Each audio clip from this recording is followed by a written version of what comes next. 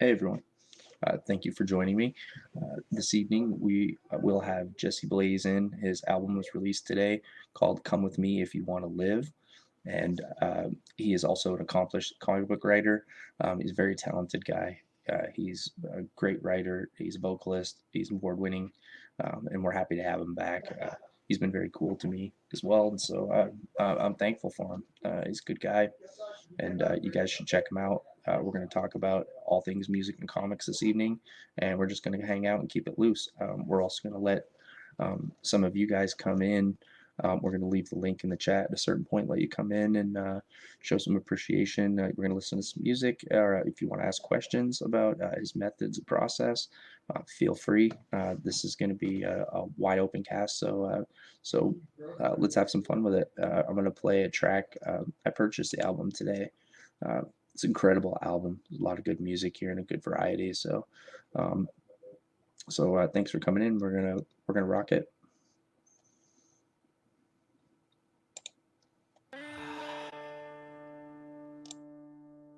It's about time. Yeah. All right.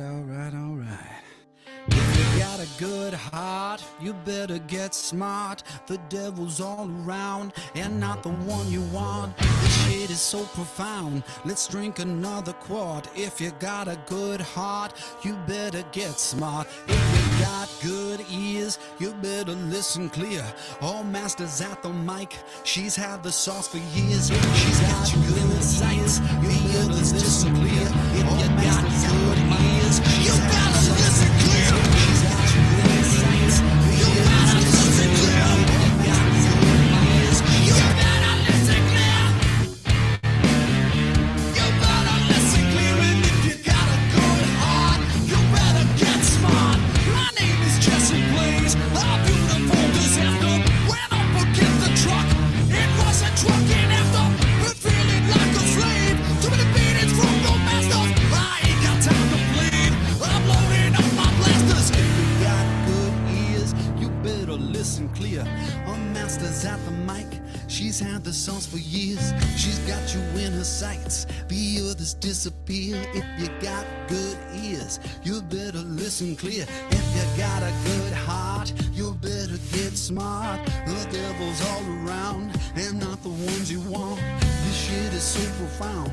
Let's drink another quart. If you got a good heart, you better get smart. I like to raise and blaze some chronic for the pain. Light me up like a tree and get me listening. I almost went deaf, I haven't died yet. Burned down my house twice, I haven't lied yet. My master sensei taught me the old ways. I'm here to honor him, but tear a new page. Plenty room at the top, just clear the roadways, or I'ma crash in, explore my own ways. You wanna play sports? No, I'm a pro champ. You're gonna backflip, dude, I'm the coach there. You wreck some boats too, drop me a chrome fare. I prep for this day, I paid my fair share. If you got good ears, you better listen clear. If you got good ears, you better listen clear. If you got good ears, you better listen clear. And if you got a good heart, you better get smart.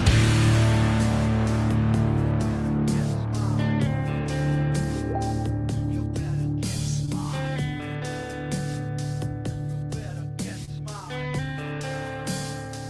You better get smart. We got bills to pay, we got shit to do. Can't just walk away from the tried and true. We got mouths to feed and we pay our dues. So we just may die buried in IOUs. But the time has come, yes, it's finally here. Step up to the rope, slip your neck in here. You just close your eyes and you mask your fears. Step right off of the block, straight into the clear. Straight into the clear. Straight into the clear.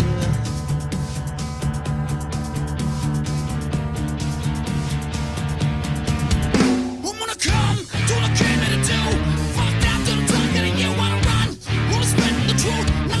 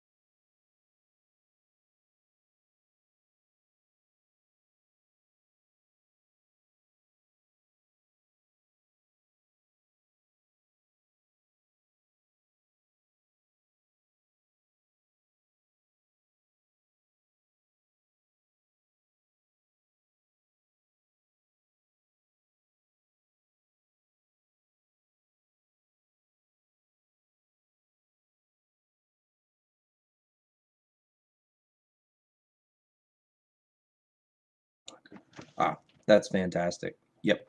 Uh, beautiful. It was, God, I saw the cover here for. I keep having the mute problem that was rough starts at the beginning. So bad. It's so bad. But we were showing this stuff. Wolverine in the flesh. That's fucking awesome. That's dedication. He loves comics, man. He tried hard traditionally to get published into comics, and he's done some amazing work. As you can see here, he worked on Polito's Evil Ernie, Dynamite, and that's a beautiful scene. Look at that panel. That's fantastic. The Finger of God. Oh, it's beautiful. And his music's fantastic too. The guy's very talented. I like him. I like him. So we're gonna go ahead and talk about all this stuff. This is very interesting. Look at all the characters he's got too. That's so much fun. Yeah, absolutely. Absolutely awesome. Yeah, so so we're excited to have Jesse Blaze back. He's our first recurring guest. And so we're planning on having everybody back. I've been very fortunate with all of our podcasts. Every guest that we've had has agreed to come back, surprisingly. Um, so, um, and so, yeah, absolutely. Absolutely a good thing. It means people are having fun and want to come back. We're having a legit conversation, and we're keeping it real, and we're having a good time. So that's what it is, man. You're not gonna get any bullshit on the channel, man. We just talk. We're just people. We're just people having fun. Is the way it should be, you know. And I love the style of the comics that Jesse has done. And I'm very interested in having him do more music going forward. We're working on a lot of things at our studio as far as we're actively pitching. We've got a huge universe of content, very talented guys, and so we're interested in pushing that forward. And we've built for crowdfund, and we have a lot of material to do that as well. And so that's part of our plan.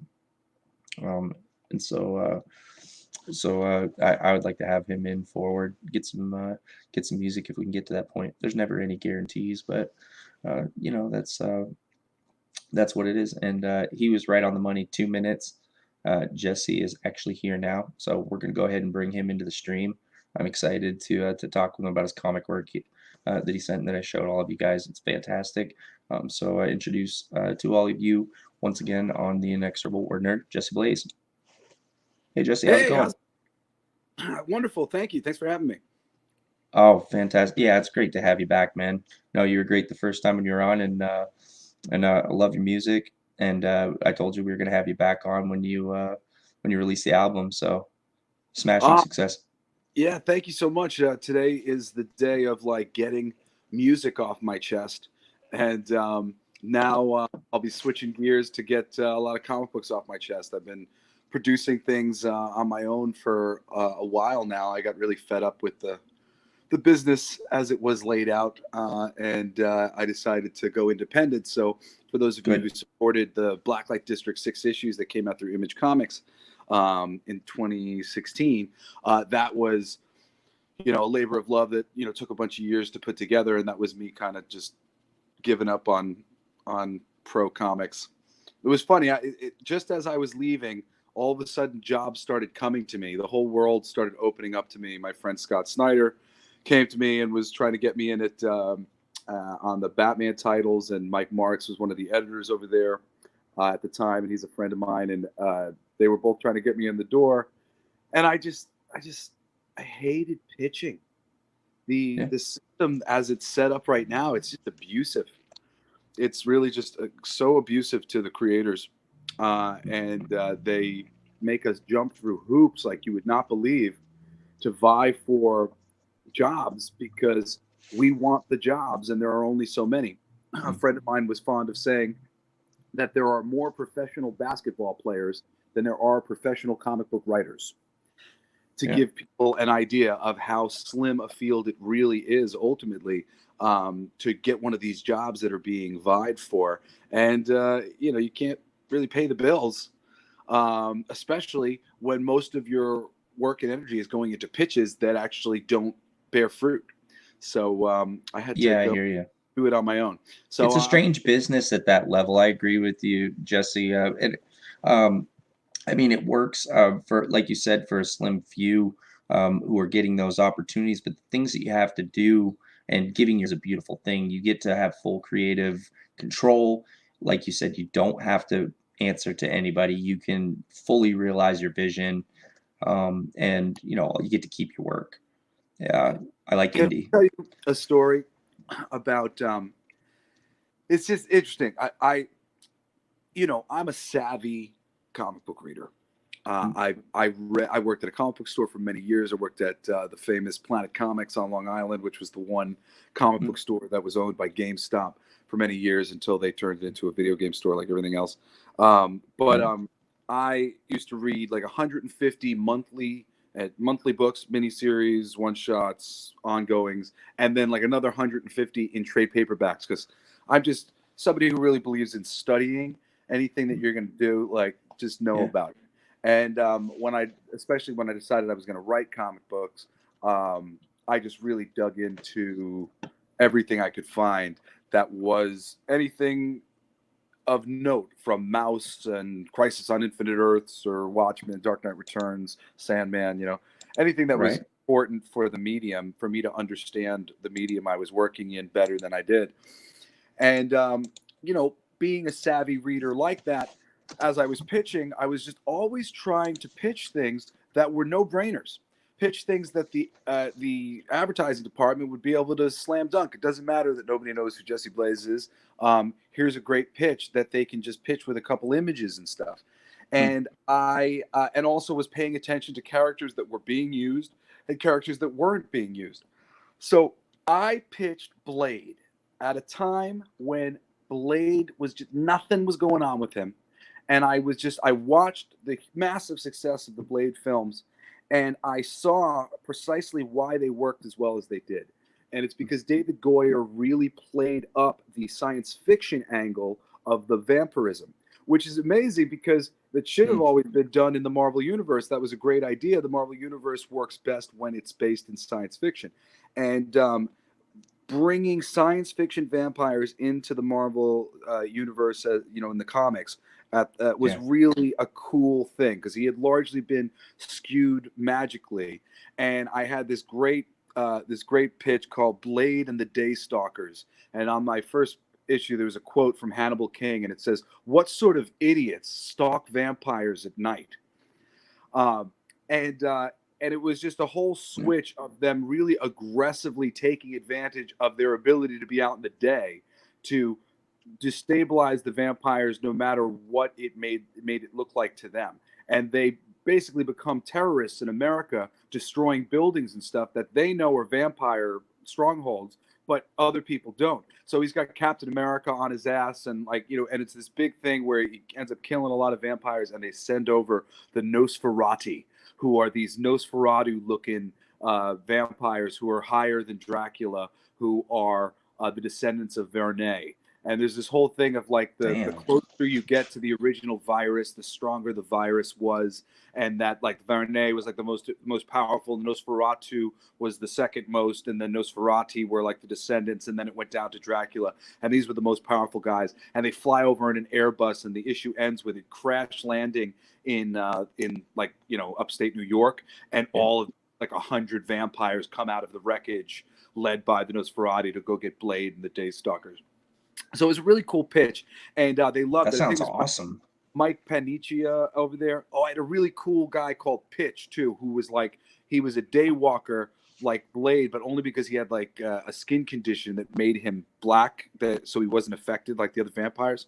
Mm, There was a bunch of really cool elements in it. I was setting things up, and the future was bright because I was going to bring in all this like different types of blood and how different types of blood affected different types of vampires. We were going to bring in stuff with we were to take all the lame villains of the Marvel Universe, turn them into vampires, starting with the Circus of Crime, and make them all vampires. I was like, the Circus of Crime, the Ringmaster would be amazing if he was a master vampire.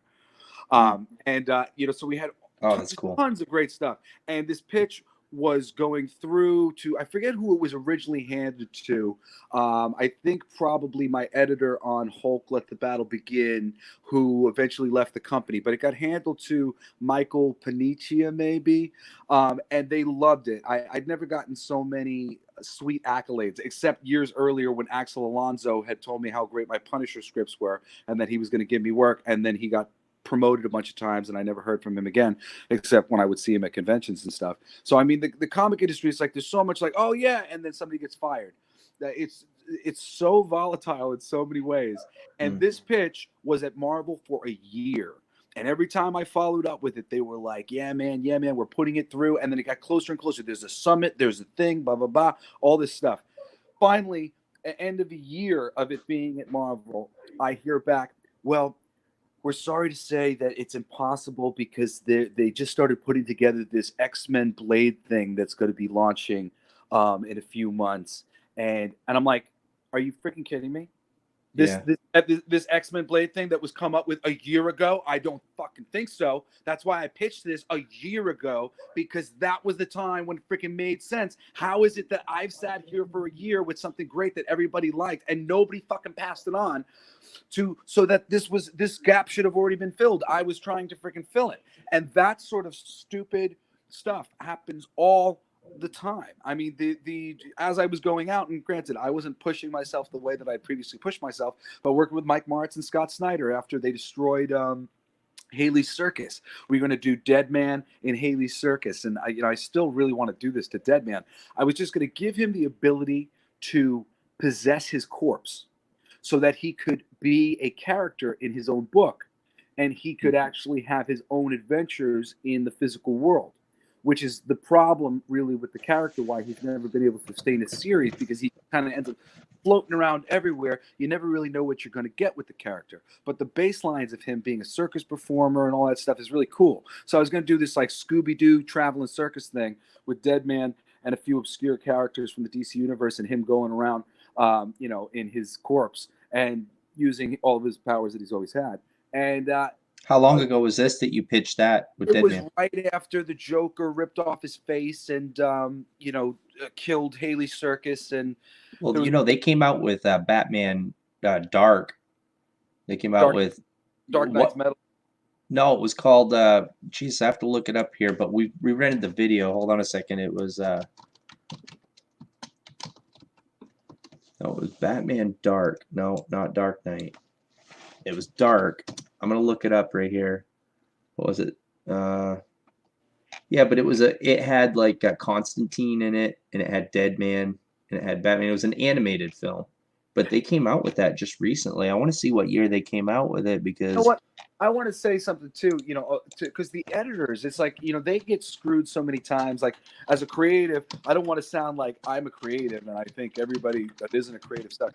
But the editors get screwed too. I had a really great friend of mine who was working at Vertigo, putting together this anthology. It was a horror anthology, and basically I just picked this grotesque kind of Hulk monster pushing some guy through a turnstile through the subway in New York, with a couple other little bells and whistles, and she loved it. And that was going on, and she put together this whole book.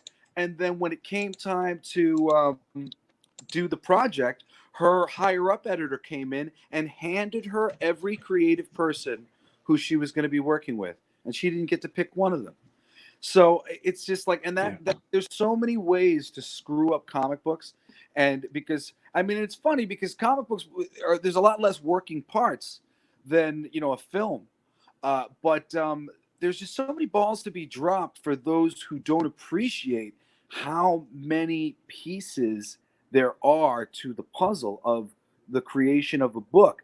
Coloring is very important. The reason why the Marvel and DC comics pop like you would not believe still to this day next to so many independent comics is that the coloring on the covers for the character, all the characters have been color designed to pop out for the kids since the 40s from the newsstands. So that sort of practical advertising with your cover thing is is huge, and it really plays a part in your reading experience. If you don't pay for a good colorist, your independent comic is going to look like shite. Granted, you could do it black and white, which is its own which is its own thing. There's a lot of ways to Mm. execute these books, but you have to know. And so many people, I think they find their way into the business as it became popular. They've found their ways into the business a little bit dishonestly, if to a certain degree. I don't mean to Yeah, there's been a lot of that. anybody, but it's sort of like, they're not necessarily the right men and women for the job. They don't really care about the thing. And in some instances, there are some people who have kind of superficially judged the thing from afar, and they've decided that they want to get in there and fix it. And that is really a terrible approach. The comic books are mythology, and it's like when you go in there and you make something on the Bible, the more you abstract what the people who know see and appreciate about the Bible, the more you really lose that audience. And the whole reason to make something in the first place is because there is that audience to begin with. So why not start by honoring that audience?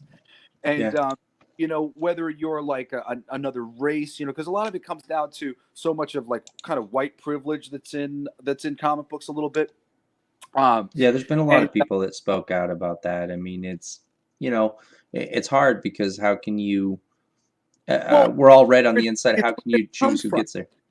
It's where it's come from, and the thing is, we have to build. You got to build on top of the thing. Kamala Khan is just a fabulous example. I've only read a little bit of her appearances, but I know people adore that character, and I'm so happy because people are always begging for representation, and the representation should come in new and creative ways that build upon the mythology that's there. Steel is another character who I think, granted they did such a terrible job with him in the damn film they made, but Steel is another great character that was built upon the mythology of Superman, but absolutely became his own rich, meaningful character, rich, meaningful man from the choice he makes. Superman is a catalyst for a very principled man to say, I wouldn't be alive if not for this guy. How can I do any less than dedicate my life to doing what he does? That's so powerful. And that's the type of stuff, when you take Wally West and you just make him Hispanic, it kind of throws it wouldn't really, sorry about that. I got a phone call for a second, so my camera went out. It's good. It wouldn't really be so bad if if everybody who was working on this shit wasn't so inherently racist. Because what happens is when they change their race, they decide that also it makes sense to change the character. And so just inherently, whenever they do a race or gender swap, a lot of things kind of change in the name of, well, they're a woman now, or, well, they're, and I always just find, like, if you're going to make a change, that's cool if you honor the character. If you can honor who this person was before this, I'm cool with it. Like, it was funny. The Fantastic Four, the one that they made recently, they actually did it wrong as far as I'm concerned in the movie. I kind of watched it in the background one day, but I thought that there was a chance they kind of made an interesting racial swap that was interesting. I thought that Sue Storm's brother had become an adopted. Sorry about that. No, you're good. Are you still there? Yeah, I'm here. Sorry, my kids are trying to call me, and I'm gonna have to call them back. But it seemed like Sue Storm had an adopted brother, and that would make Johnny Storm just a little bit. Hey, hello? Oh, he probably had to take the call. That's all right. Hey, that's fine if he takes the call. I don't mind. I'm free, and we're gonna hang here for a second. Yeah, he's a stand-up dude. He was honoring. Oh, hey guys, how's it going? Yeah, we'll take a minute and get in here. Tough industry. The idea of vampires landing in New York sounded awesome. Yeah, Robert, I thought that was a great story pitch. Jesus Christ, I want to read that book. Yeah, I absolutely want to read that book. Hey, hello, Jesse. Sorry about that. My kids kept calling in, and I figured better to just talk to them real quick. Yeah, if you have to, hey, that's fine, man. You're welcome to. Dude, you're welcome here. Oh, I all can't day hear you long now. on the. Can you hear me? Yeah, I can hear you. Can you hear me? Okay, great. Why can't I hear you? Audio. Maybe I was muted when you I went to can't hear phone you. call. You can't? Yeah, I'm I'm not going to muted. bow out and come back in 2 seconds. Okay, yeah, go ahead. Okay, so he's gonna jump out for a second and fix his audio. He probably when he got the call it glitched out, um, but yeah, no, that was a fantastic pitch. I thought that was awesome. Um, and so Jesse Blaze has been working very hard and already went into the mainstream at highest levels and experienced editors, and he's given his account of it. And I think it's what we suspect is that mainstream comics, that system hasn't been working for a while, and so there's been some issues lately, and indie's been obviously what it is. It's very diverse. There's a lot of different genres, different types of creators, and different aspects to it. And I think that gets a taboo because when print on demand came out, it was easy, anybody could publish. And I've known a lot of people that I talked to that have had that once bitten, twice shy. Oh yeah, played on the Ed Greenwood interview. Oh, I can't remember the song. Let's see, the Inexorable Word. Do you have any more recordings of the song you played on the Ed Greenwood interview? Oh yeah, absolutely. That's up on my page, Robert. Just a second. I can leave you. I can get you a link to that, I think, but it is definitely up on my page. Let me see here. I'll go into it. Get you the link. Yeah, that was that song that was in the Ed Greenwood interview was written and based on some of the poetry that was in my novel, and also that's in the upcoming comic series. And so I took a bunch of that stuff and just put it together. But yeah, no, that's definitely up on my channel. You have to dig a little bit. There's not a ton of yeah, it's Warrior Kings. It's right here. I'll get you the link. Yeah, here's that. I'll type it in there. See. Oh, he's right here. I'm gonna bring him back in. Hey Jesse, how's it going, bud? Can you hear me? Okay. How you doing? So how's the show going? It's multiple weeks, and I wanted to say thank you for your wonderful comic book care package that you sent me. Some really cool stuff. I really liked. What's the dude at the end who's all white? He looks like a white room. Oh, he looks like a white room. You mean the last story? You mean Power Block? Power Block? Yeah, that was what I was thinking. Yeah, where he's fighting against the U.S. Air Force obliterators. Yeah, I like him. I really like the visual. It's funny. The wonderful thing about comic books, to me, has always been the revisionist history. As one creator puts their skin in the game, usually collaborating with some writer and his kooky idea, and then the next guy comes in, if it's good, and they dust that guy off, and they try to see if they can bring something new to the table, make it any better. And it's this great game of like creative hot potato where you slowly get better and better material. And Batman becomes the Batman that we know, thanks to all the creators that got us there. And, and what was there yesterday is sort of like a joke compared to the rich mythology that comes about. Absolutely, and I'm very happy that you like that story, Jesse. That each one of those stories and have their own book team, and so those are titles that we're looking to launch. And Power Block specifically as a story he's essentially an abomination where he's fused with this experimental energy source. He's a living being of energy, and the little cubes of alloy are fragments of this box that housed this energy. And when he was fused with it, it exploded, and then his genetic makeup, now being energy, was almost like electromagnetic, pulled all these little pieces onto him. Okay, so that's what keeps it stable, is that metal. It's designed to keep the energy stable. Well, yeah, I really liked his concept and everything, and really that was why I was saying what I was saying, because I was kind of inspired looking at him. I feel like this is first wave, first creator's take on this power block character. I'm like imagining after a bunch more creators had taken a pass on what this guy should look like, since he's Mm. already been created, that I'm like, wow, as he gets more refined, he's going to look doper and doper. So I was Oh actually yeah. thinking, you should really think about, going to some artist that you really like, somebody who's, got a good design eye, and going, hey, you want to take another crack at this guy and just get him that much more slick? Because it's like, that's the thing that's make every creative visual in the comics so great, is Mm. that when you get a few different eyes on it, and by the end of it, you're like, wow, look at that now. Oh my God, I've got so many. If you want to see some designs for Power Block, Oh yeah, dude, I got. I love the God, we rest went of through them. so many to get to him. Jesus Christ. Let me see if I can get into my computer here. Go into my. I got this one drive that's a mess, dude. Ryan, I'm just gonna be real with you. It's Friday night, and I'm celebrating my my record release. So I'm having a little weed in this little bong that I've made. That's all right. Go ahead. You just Out of kind a of have to water hide. bottle. Jesus, you have. I don't care, but you have to hide it off camera. They're gonna boot us, man. Oh, they're gonna boot us YouTube for what? police. I'm in a state where YouTube it's police are gonna come give us a spanking. I'm in a state where it's legal.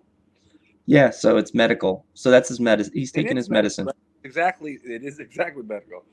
Yep. But, oh Yep. my Taking his medicine. God. Absolutely. I love it. What inspired you to get into the independent game instead of trying to pitch, or did you do the pitching? And I who did you did. pitch? What was your experience?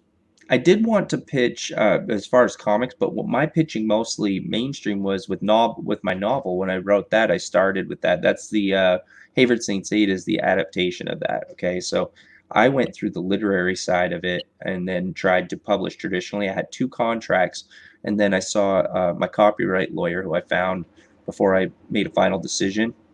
And so I talked with him first and asked him for his his opinion, and he told me basically what it is you can publish and you might be able to sell more copies, but it's going to make it complicated if you want to do subsidiaries or you want to do other things later, because you have to ask them for permission to go into those kind of things. So it's owning it versus maybe having a quick sale or using their distribution. I got thinking about it and I was like, well, you know what? I like the idea of owning it because I love this title. I love what I'm doing.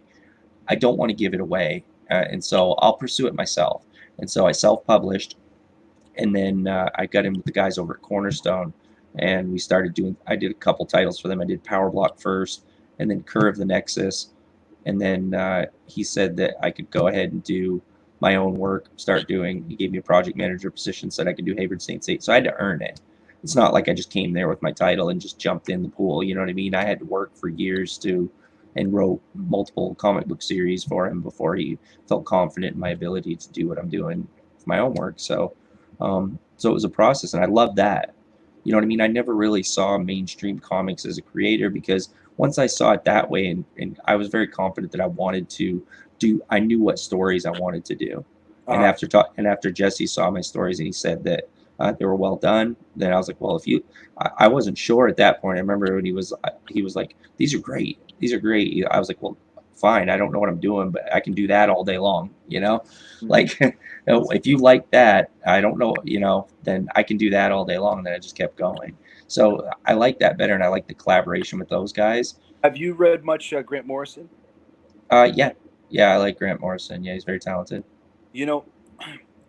I find, for me, especially when we're trying to get the things off the ground, and forgive me for being an editor while I'm sitting here, but you gave me this stuff, and I know we're in the same boat, trying to get things off the ground. So it's like my advice for people trying to get their ideas across, and really like the art of encapsulation. We have a certain desire to overwrite when we only have a little bit of space, because we're like, man, we really want to get ourselves like out there on the page. And granted, sometimes there's some great ways to do that. If you can do something really poetically, I foreshortened a lot of poetic gobbledygook to get down to 5 pages for this thing that me and Steve Kurth did for the Black Light District magazine we're working on right now.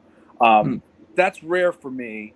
I try, especially these days, to edit myself down as much as I can. And now working in anthology form, introducing new concepts in short order, I just keep kind of coming to this brass tacks kind of thing of like, what do they really need to see in order to get it? I keep learning from my artists too, because I tend to work kind of loosely with them so that they can kind of, adjust, and then I'll adjust my script, Marvel style a bit.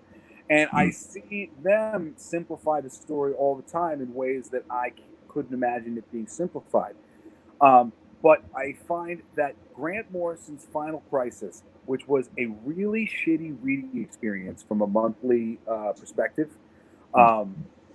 he wrote so delicately, and the whole thing took place over, with the Superman comics that were in between, I guess it was a year of reading these really densely packed, delicately written stories. But when you read that thing together in one volume as a trade paperback, you get an amazing lesson in just artistry of like how much you really need to get something across and keep people paying attention. The reading experience also for Batman Rest in Peace is very similar to that as well. Monthly, I didn't enjoy it, but as a whole, it really taught me about short form writing, because he's packing so much stuff into Final Crisis especially, and that's the one I recommend to kind of read and study what he's doing from panel to panel, how much movement forward in the story has occurred, how quickly concepts are introduced in a way that you can grasp it and it's not oversold or overdone or overcooked.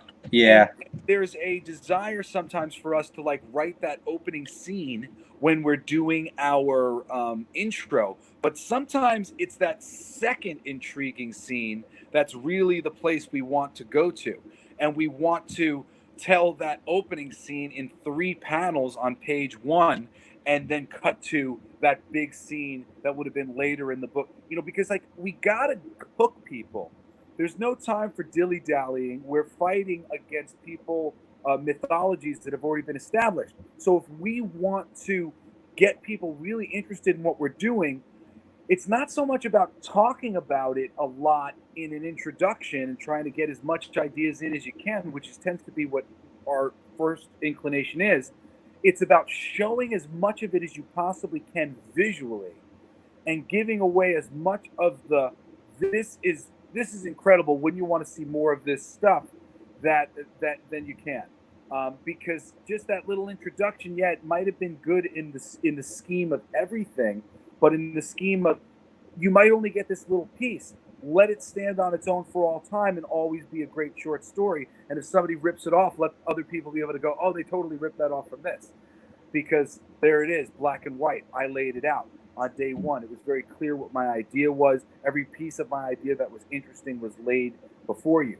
I kind of want to say one more thing on this same line. I've got an editor of mine, and he sat me down in his room, and he shows me this film that he made, and it comes on, and it's like this kind of sitcom-y whatever, but like dramatic, like you don't know where it's going. It's interesting, kind of funny, and then all of a sudden at the very end it turns into a horror movie, and it's like even more ridiculous, like set up perfectly, and like you're like, oh, this is great, and I'm like, that's really cool. What's it called? And he's like, Horror Day at Horror Freddy's or something like that. Some sort of horror, some sort of thing that references the fact that it's scary and a horror thing beforehand.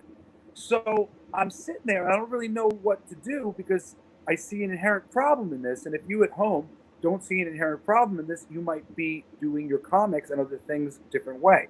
The problem is he's giving away the joke. He's also limiting himself. He's got essentially a short film that could be submitted to film festivals, and it could get film festival audiences wonderfully if they have the same experience I have. However, if you see the title of that thing before you watch the movie, which is probably going to be the experience that people are going to have, it gives away the ending. You know where it's going. Oh, this is going to end up being a horror thing, and takes away all of its steam. So you really got to look at, what am I doing? And what am I trying to accomplish with what I'm doing? I'm trying to raise money. I need to lay it on the line. Why should people? Because look at this idea. Look at that idea. I can't tell you how many things, I read that are just so sort of setting up the status quo so that it can be changed. Kind of like The Force Awakens, where it's like, I've seen this before. Yeah, but wait till you see the next one, which is sort of like what we were. Wait till you watch us twist the conventions. No, I need to see you twist the conventions out of the gate, and then I'll know what I'm in for. If you just Yeah. show me setup for everything Just that I've you already wait and seen, see. yes, Just you exactly. wait and see. And we keep There's spending a money. nefarious government organization. Okay, yeah, but wait till you see what we do with it. No, what? Show me what you're going to do with it right now, so that I can Yeah. get excited. So Yeah, you you really got to just show it. jump to the meat and potatoes as quickly as you can, and kind of and rein ourselves back in the over exposition, because people should be able to get from it. It's a comic book. People should be able to get from it what is there from the visuals, and we should just be trying to help the visuals enough. We should be Not entertained too right much. away. I agree. We should be entertained right away, and we get to that's one of the many problems that we've seen recently in the mainstream comics is why should we have to buy 2 or 3 or 4 stories to get a good story? That's what you're saying. They make you buy 4 books before you get the story that you wanted to read. Whereas, like you said, you should be just doing it now and then you continue it. The story you want people to read, you should be promoting that and doing that now, not stringing people along. And they do it with variant covers, and the comic stores we're getting clubbed with it. Like, yeah, it's terrible. With indie, it's what I love about indie is great expression, but also it's honest. Indie is very honest. You get a creator that wants to tell you a great story, and then he tells you his story, and you get it. That's what you get. You what you see is what you get. For the most part, that's the way it should be anyway. Well, That's not even always perfect, but it's more so than these corporate melting pots where they got 20 guys at a board who aren't even writing the actual comic, who are deciding what the story should be, and you're well, dealing with all. Once you're hired, you're dealing with all of those guys, and there's a um, lot of problems. There's mandates from the top, which then sort of adversely affect the appearance of things. And then there's also the accessibility of creators, many of which really enjoy spouting off about things in one direction or the other. And it's a shame, because creators like Chuck Dixon have been sort of like barred from the community for being Republicans.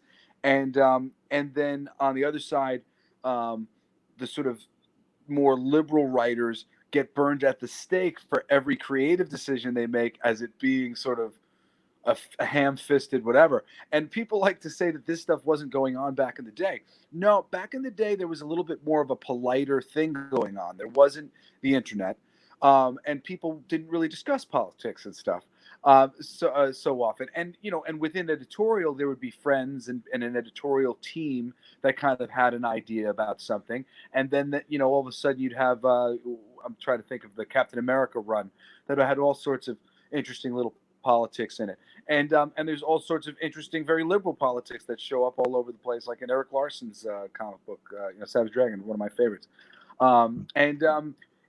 Because people weren't like, because it wasn't you it like the wasn't old Larson. America, and then have to go listen to him on Twitter talk about how much he hated Trump and all this other stuff, that all of a sudden you started to get a sour taste about his Captain America run.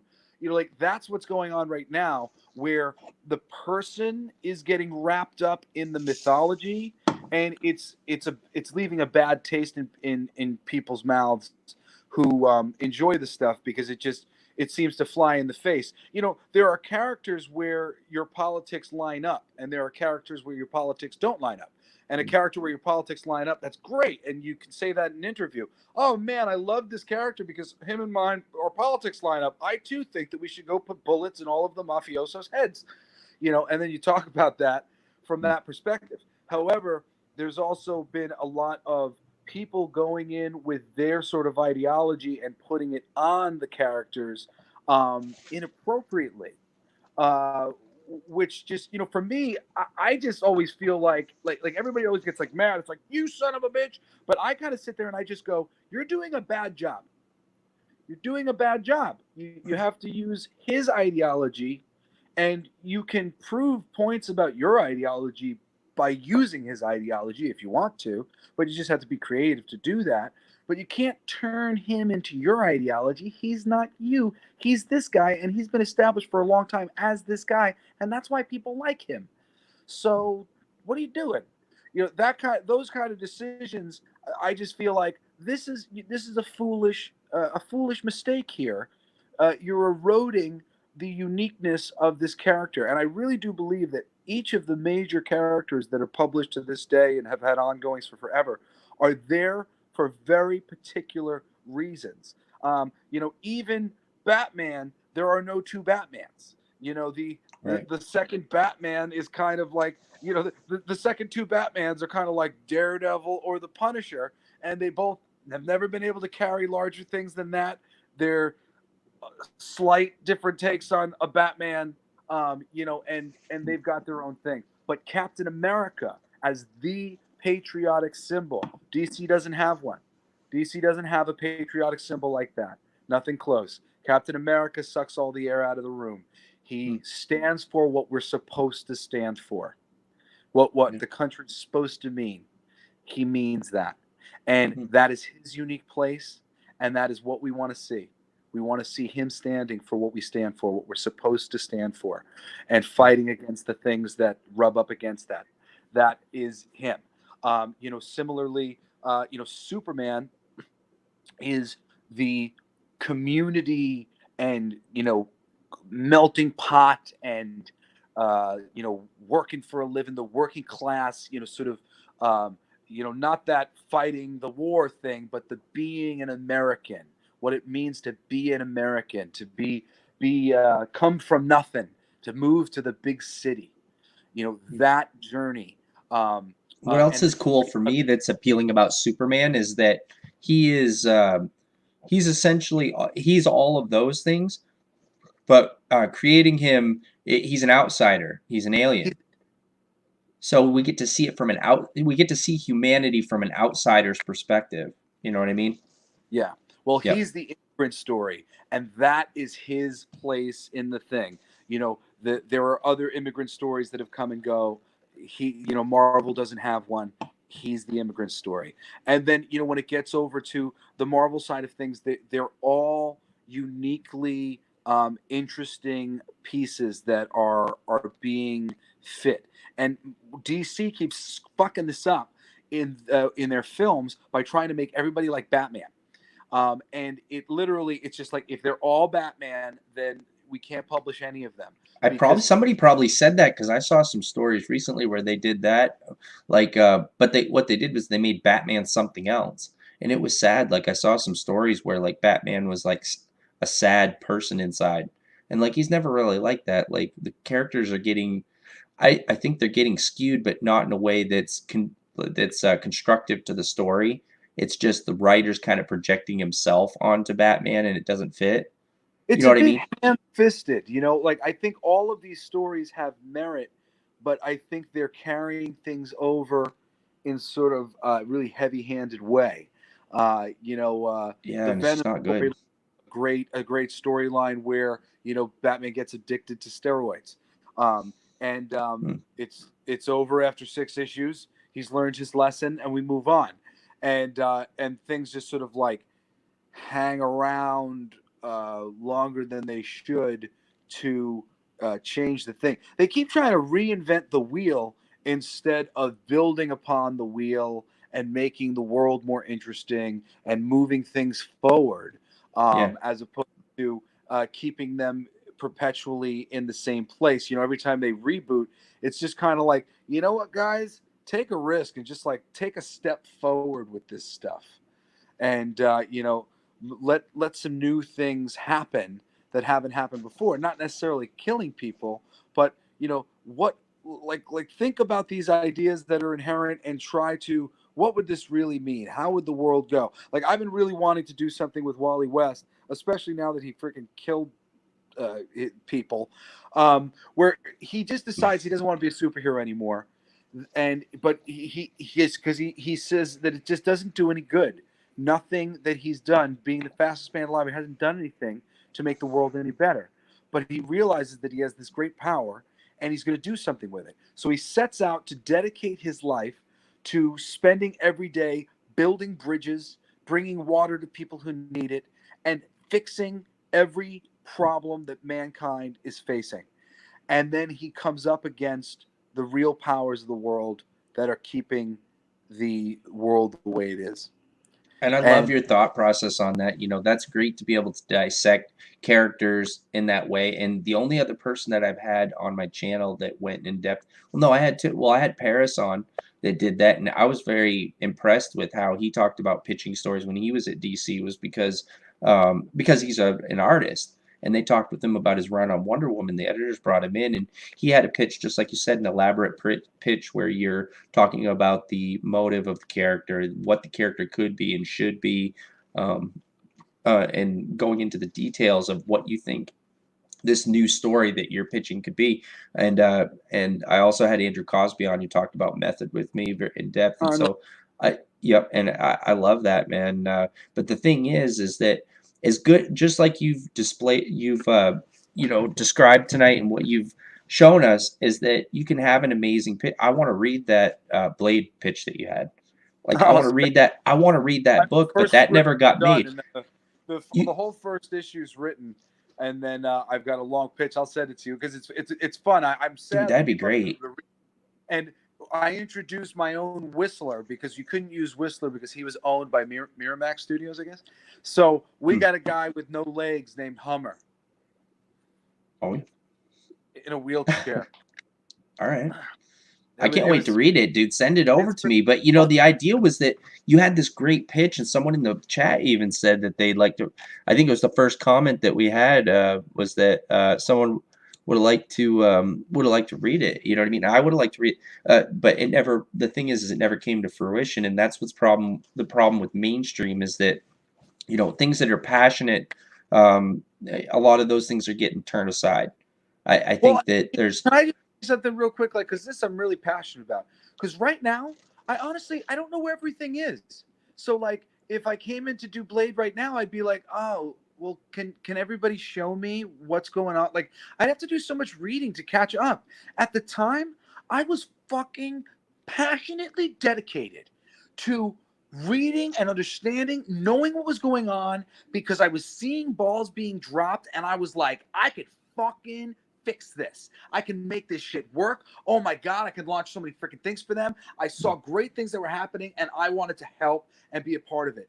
And, you know, when that energy goes away, because it's just nobody freaking gets behind somebody, and it's just so easy to just not get a drinking buddy at Marvel or DC, which tends to be the way that you get in on these things. And if the drinking buddy isn't a very good writer, you don't got very good books, unfortunately.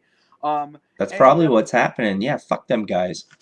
Let them sink their own fucking shit, man. Good work for them, and I'm so mad that they did not take advantage of me at the time. Like, because if my life could have been completely different, if for the 10, 15 years that I was actively pitching, if any of these things gone, and people like me and Scott Snyder, we were simpatico. Like, we went to the same comic book shop. Our last names are Snyder. You know, my dad's D. Snyder, so I'm sure that was of note to him.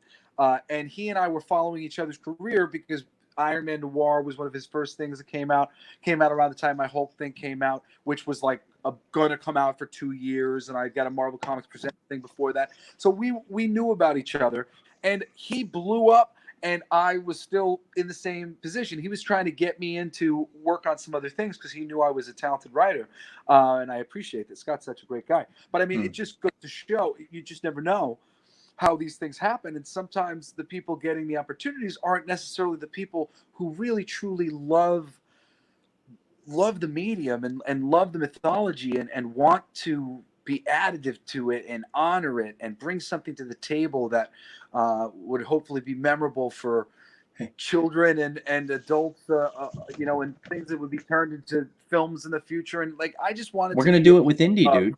We're gonna do it with Well- indie because indie's amazing because it can do what mainstream can't. It can be what mainstream can't. Like being entertaining in a way that those corporations outside of the expectations of an already established character, that's one thing. But new characters and new ideas, nobody has expectations for those kind of things, and you can get your expression out there. And I think people do want those kind of things. And also at the same time, I wanted to ask you, your friends that know you and know that you're friends with Snyder, did they ever ask you to give them the lowdown on the Snyder cut or on what happened? Or no, don't spill it because that's probably. Did I say what's You said Scott Snyder. Yeah, Scott Snyder. What the Snyder cut is Zack Snyder though. Oh yeah, no, I'm just Wait, Scott Snyder. Yeah, that's different. I was confused. No, I was the one that got confused. Sorry, I started drinking before the stream. That's all good, man. It's Friday.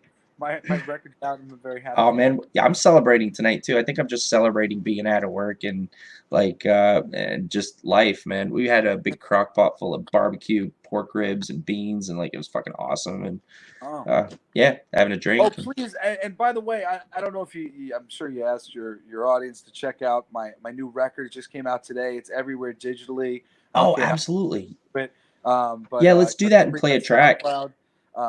Because I got to take a piss too. Huh? Oh, nice. All right, let's do it. I'll take a hit. You take a piss, and people can listen to a song. Yeah, I'll go get a refill and stuff. Yeah, it'll be great. It'll give us a minute to do that, and they can listen to a tune, and then you can get his music on Amazon. Bartender. Bartender. Okay. Here, I've got the album right here. See, check it out. Wait, let me go and share. Hold on a second. I got this. I got this all under control. It might get when you share audio. Do you hear an echo? I'll turn off my audio. I got it right here. Okay, guys, we're gonna play Bartender. Get the screen shared. I'm gonna fix it here so it's full screen. There it is, and then we're gonna mute our mics. Jesse and I are gonna go do our thing, and then you guys enjoy this track, and we will be right back after this. This is Bartender from Jesse Blaze's new album. This is my library. It's off of Amazon. You can purchase this online at many different avenues, but I have an Amazon account, so I bought it here. I bought the whole album, but listen to this. Go and preview it. Check it out online. Purchase the album. It's a beautiful album. A lot of fun songs on here, but I'm gonna go ahead and play this thing and go get my refill and get my bathroom break in. So you guys can do the same.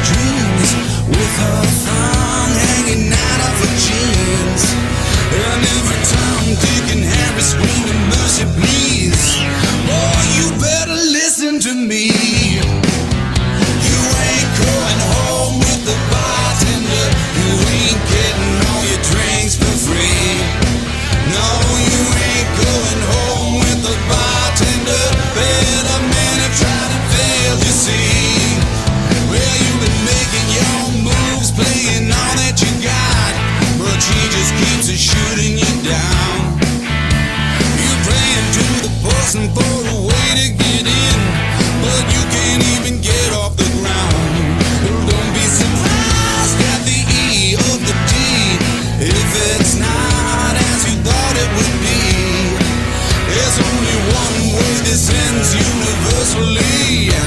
Boy, you better take it from me. You ain't going home with the bartender. You ain't getting all your drinks for free. No, you ain't going home with the bartender. Better man, you tried and failed, you see. Oh, you ain't going home with the bartender. And this I can guarantee. Oh, you ain't going home with that bartender. 'Cause she's going home with me.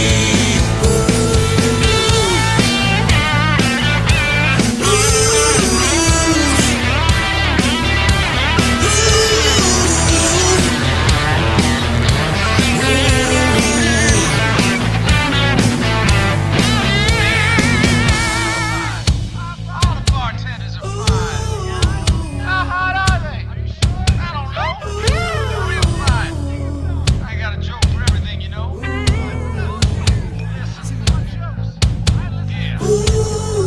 Hear what you're saying, and it ain't a lot, and like what you're doing, but like it or not, and close up the door and give what you got, but I know it's out and bottom, Buddha, doo-da, Buddha, bow. Damn, that bartender's fine. You ain't going home with the bartender. You ain't getting all your drinks for free. No, you ain't going home with the bartender. Better man, you tried and failed, you see.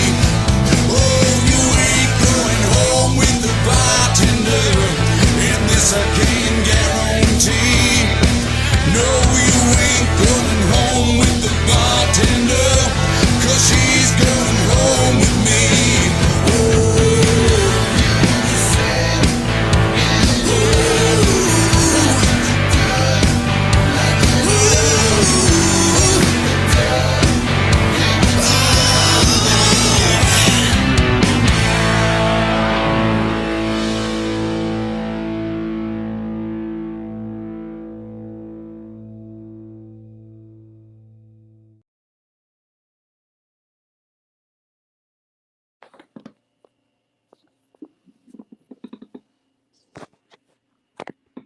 Yeah, that was fantastic. Love it.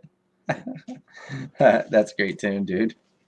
You got a lot of good tracks on that album. I love it, man. I was happy that I got to Thank you, man. It's not all country rock like that. I don't know if you played anything earlier. What did you show earlier before I came on? Oh, before you came on, what did I play? Let me bring it up again. Hold on a second. Oh, I played Get Smart Oh, cool. All right, yeah. So you guys see, it's like while I it's was showing it's your real, artwork. it's a real range of stuff. If people like Faith No More, and you know, it's kind of a mix of styles. You know, overall, I really love blues rock. 70s kind of blues rock is like one of my biggest influences, and you know, straight blues and country stuff like Johnny Cash. So it's, you know, maybe a little bit of Cash, a little bit of Rage Against the Me too. Machine, a bit of Yeah, I picked up on oh, some of that. Yeah, in Get Smart there was some Rage. The guitar I could see it. Tom Morello was fantastic. So I heard a little bit of that in it, but it's unique. I love the lyrics too, man. And I was gonna thank you so say, much.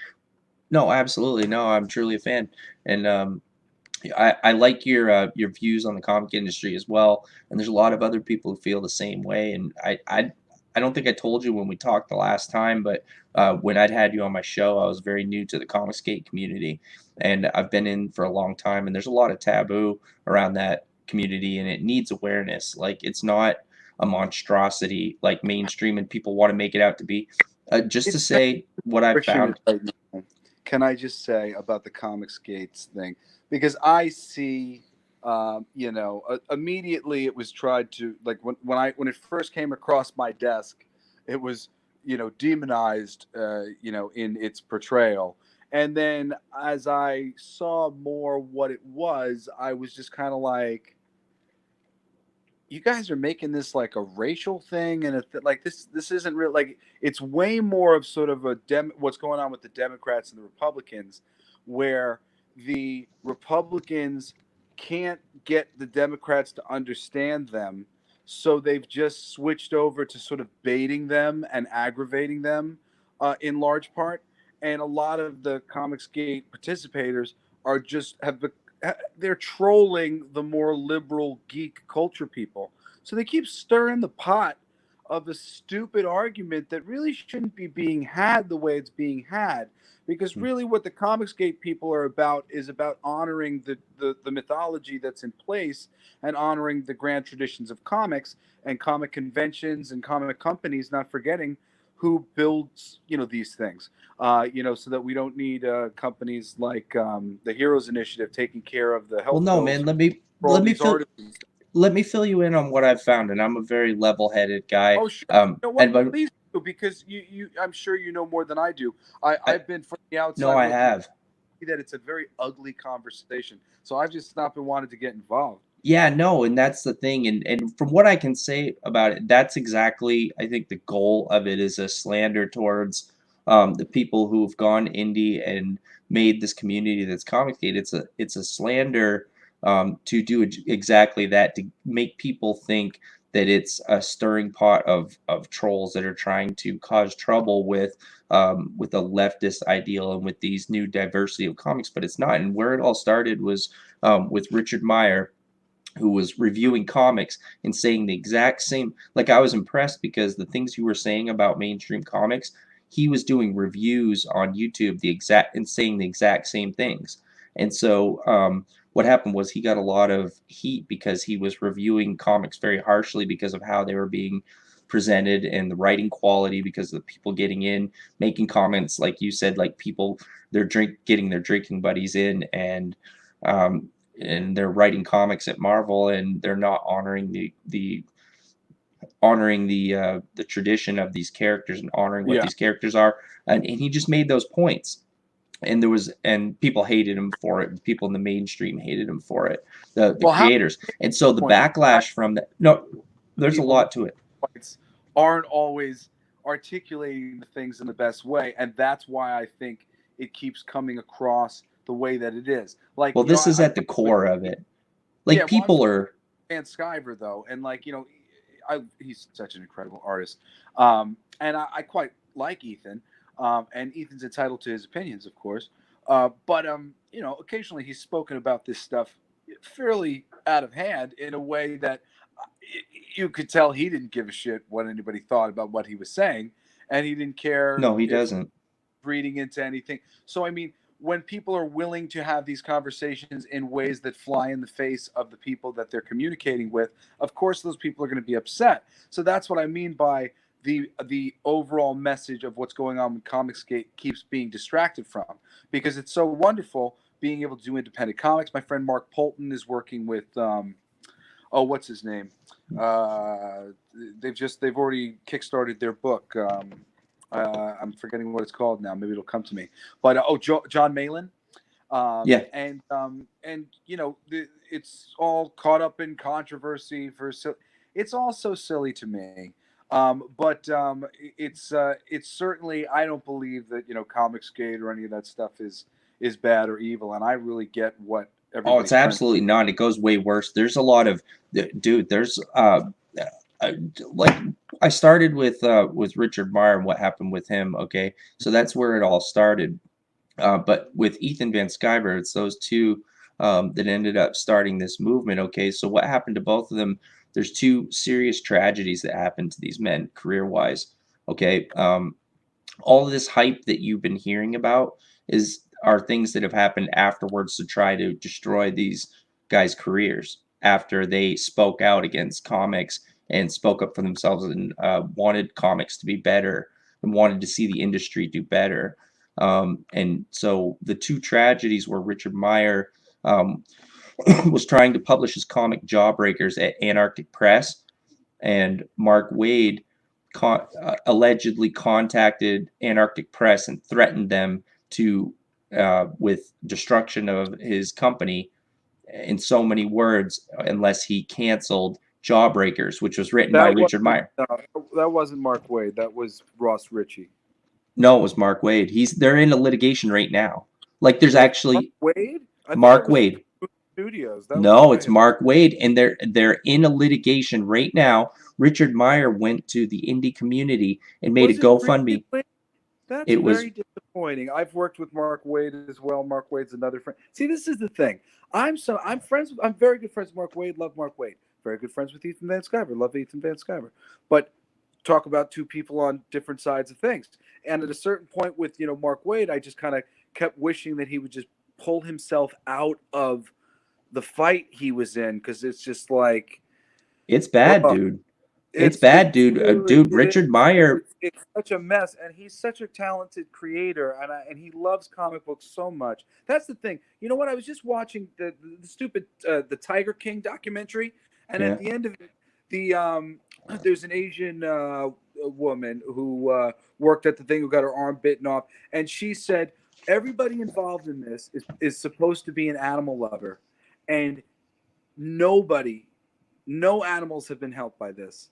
All the squabbling and nonsense going on between somebody like a Mark Wade and Ethan Van Sciver, two different sides of this thing. Nobody is benefiting from any of this. And both of those people, Mark Wade and Ethan, are so damn talented. And to think that we've been starved for any of their art because they've been having to deal with nonsense, or anybody else might be. Well, this has escalated to the point where, I mean, there are emails What's and there's going on with it right now? Because I do know a lot of what you're talking about. Okay, so right now what happened was, well, I mean, it's been a course of years because the litigation has been ongoing, but ultimately what happened was our Antarctic Press testified that they had been that his company had been threatened, the brothers that own it, and they canceled Jawbreakers from Richard Meyer because of the pressure from Mark Wade. And then all of those emails and those things were turned over. Richard Meyer went to GoFundMe because Mark Wade is very wealthy, went to GoFundMe to have a crowdfund to get money to hire a lawyer so that he could sue for damages because his comic was canceled. It was put out on the shelves and then it was canceled and pulled back. They were retracted to try to keep him from publishing his work. And then, in addition to that, Ethan Van Sciver was working at DC. He's a dedicated artist his entire life, a 27-year veteran of the comic book industry. He was a staff artist at DC for 20 years. And because he voted for Donald Trump, there were many people on staff at DC that refused to work for him. And then they used their fan bases and publicly outed him as a Donald Trump voter right when it was very volatile at the time. And it got to the point where Ethan had to drop his contract. He went to the editors and said, I have to drop my contract early. I can't work like this. He couldn't do it anymore because he was harassed daily at work. And then the fan base from these people who were working at DC that turned their fan base against him, the people who were left voters, he was getting harassed online daily and nightly, like 24 hours. And so he left the company and then started indie. He published Cyberfrog, which was published at DC, started as independent and came back from the ashes. They tried to destroy his career afterwards. Even they slandered him. They went so far, Jesse, as to not only go to all this effort to push him out of DC, but they went online and crowdfunded a 130-page graphic novel called Wrecked Career, R-E-K-T Career, detailing how they pushed Ethan Van Sciver out of mainstream comics. And Did they really? Yes, they did. It's malicious. It's evil. Link to that? That is very interesting. I can get it from Ethan. It's funny. I used to be. Can you imagine the maliciousness? Can I just say something? My whole life, I would have called myself a liberal person and always leaned Democratic. And then at a certain point, I started going, this is really going off the rails. I can no longer identify with myself with this in any way. And that's how I feel with all politics for me. Yeah, and I was like, I'm a centrist. I don't really agree with these people anymore. They're really getting a little crazy, I mean, that's how I feel with all politics. It's just like, it doesn't even feel like it's my world, man. I'm not even that interested in it. Jesus Christ, man.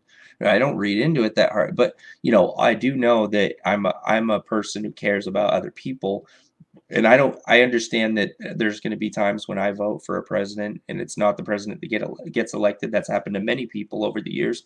But regardless of how much I ever felt of towards any candidate, I wouldn't want to see somebody thrown out of their career, their lifetime dedication career, and so they can't feed their family and see their wish that career destroyed because of who they voted for. I'm an American, the you know? exact same thing happened to Chuck Dixon, and he just didn't make as big a stink about it as Ethan did, which is cool. And But I mean, think about it though. But Ethan had probably his too. career. Yeah, but think about it this way though. That any stink that anybody would be upset. I mean, look, he's been a comic book artist since he was 16. He hasn't known anything Oh, no, else. no, no. I mean, I'm not they saying pushed that him out. think wasn't a good thing. I'm about to say that maybe if this technology had existed more at the time that it was happening to Chuck Dixon, he would have been able to make more of a stink and had a platform to go somewhere. Because I was trying to hire him because I was watching him be squandered, and I basically had heard it through the grapevine. It was because he was well, actually, that's not true. I can't say that that's true.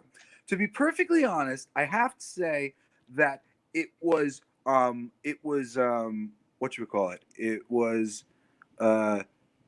him who said that the people weren't hiring him because of his political views. So I can't say that I ever actually heard that confirmed. And you know what? So often, is that specifically what has been told? Like, this is what I'm talking about with, like, when your Twitter exists and you're mouthing off on Twitter and joking about the Trump situation, and there's a black editor at DC who's really actually concerned about how it might affect his life, or somebody who's Hispanic and he thinks that his family might get sent.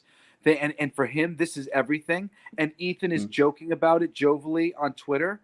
It's a reasonable thing. I've looked into it. No, I know what you mean. Hold on a second. You really gotta. I want you to understand.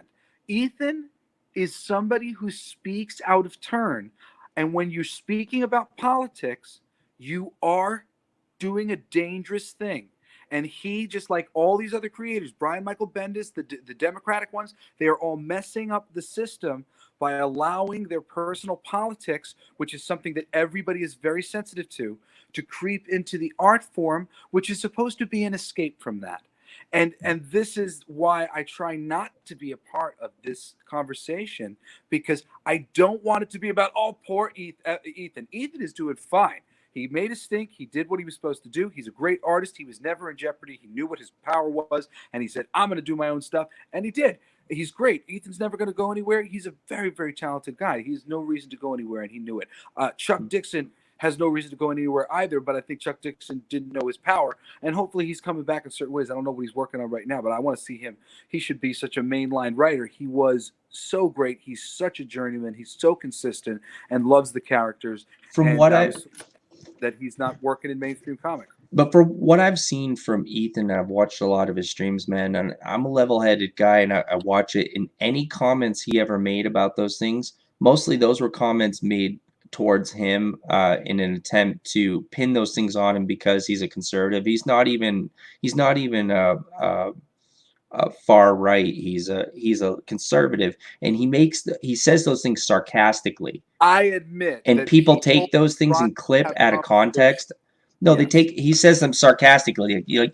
Like they tried to say that he was for Trump because he wanted to see the wall built and that he wanted to see children in cages. And he goes, oh yeah, I have children. My children should be put in cages. And someone would take that and spin it around like he thinks that they should detain kids at the border, Like those, I've watched him. He's not a bad guy, dude.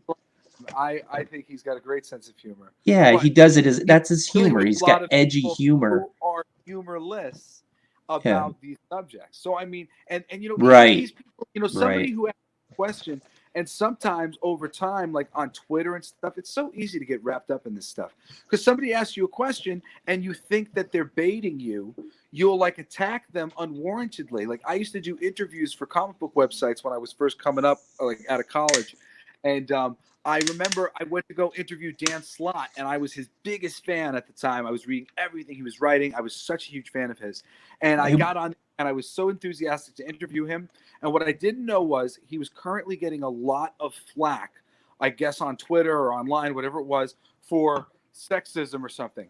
And as soon as I started... No, dude, he said he went online, he said if if any of my fans or anybody votes for Trump, then fuck you. This is a very, very long time ago. So this is the beginning of Dan Slott becoming Yeah, it happened very like 10 years ago. He started. Yeah, very aggressive towards people online. This was the beginning of it. Prior to this, he was just a lovely guy writing comic books, as far as I could see. And then he started getting attacked online when he was writing She-Hulk, I think. And I don't know exactly what happened, but I went to go interview him. I loved everything about everything he was doing, and I just like every question I had was a love letter to his books.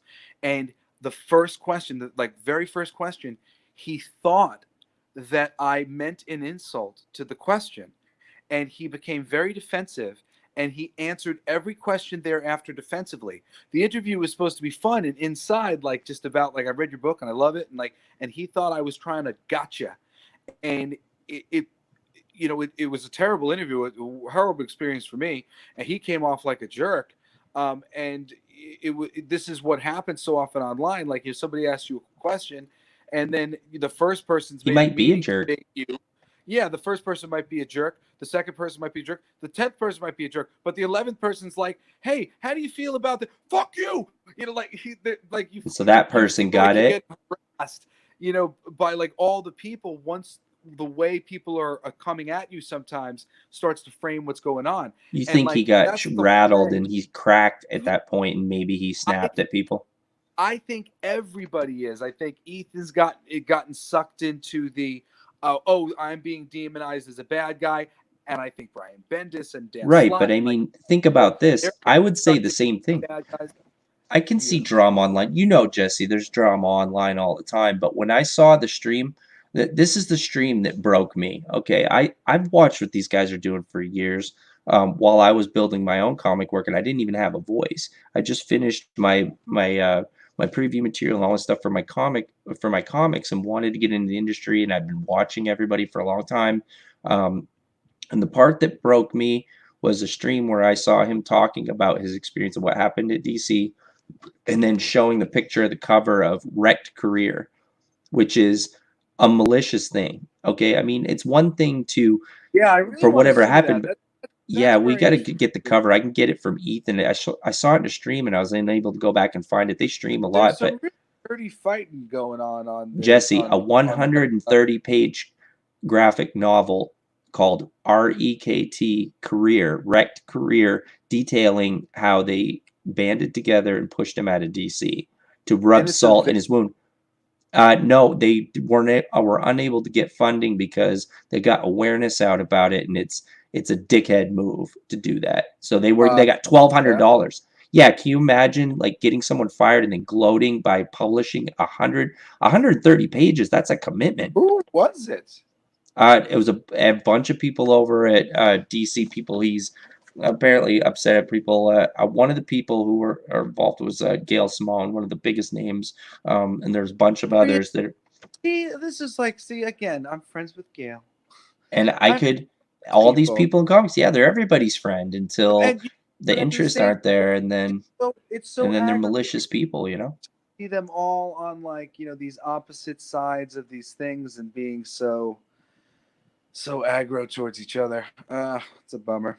Yeah, and I mean, I could get an image of the cover. He showed it in that stream, and I saw him talking about his comic book career. A guy who started when he was 16 years old, 27 years working in comics professionally, right? And I could see in his eyes the pain and how it choked him that he'd been working for so long and that it got taken away from him. Then he went to indie, and the indie community supported him. He was able to make a great success out of it.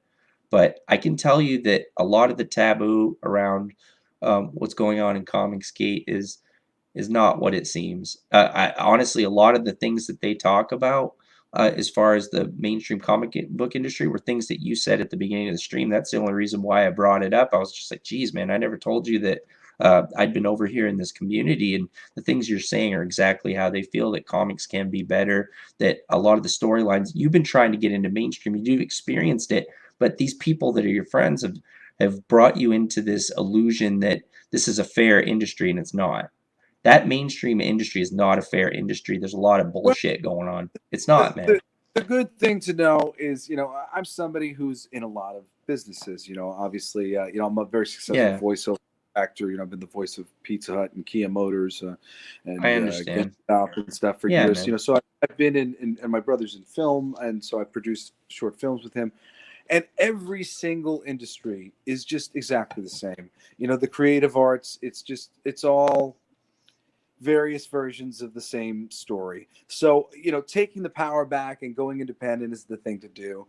And, you let those things die down. The proof is in the pudding. And it's My guys really, have known me I feel, the way I feel about it is that I tell you because I like you, Jesse. I'm not a person who would lie to anybody. I've always been level-headed, and I don't buy into drama and bullshit. That's not my world, I like you because I think you're a real person. It's This industry is all of it it's a hard thing to get into. From what I understand from you, you've spent a lot of time working, getting into these, um, working, trying to get into this mainstream comic circuit, and you've had amazing pitches that were turned down. And I've been you pitching put since 16. So it was like always 15 wanted to years. do it. Yeah, always wanted to do it and be creative. And it doesn't, I think that the industry and a lot of people who are mainstream want to make you think that it's harder than it is. When I was coming up, I got stomped on a lot in the literary department as far as like when I wrote my book. I thought like I was naive. I thought like, oh, I want to make friends. I wrote this thing that was from my heart. I love this story. And I thought like, well, I want to get into the community and see what these other creatives are like. Like I did this from raw passion, and it's not like that. Like they kicked me. Like, you know what I mean? I just wanted to talk about story. I just wanted to reach out and share this with people. And it wasn't something that was conducive to creativity. At that moment, I realized that there was something very, it was something very unfamiliar to me, but I learned very fast. And when I got in with Cornerstone, I think that was a good thing for me because they're good people over there.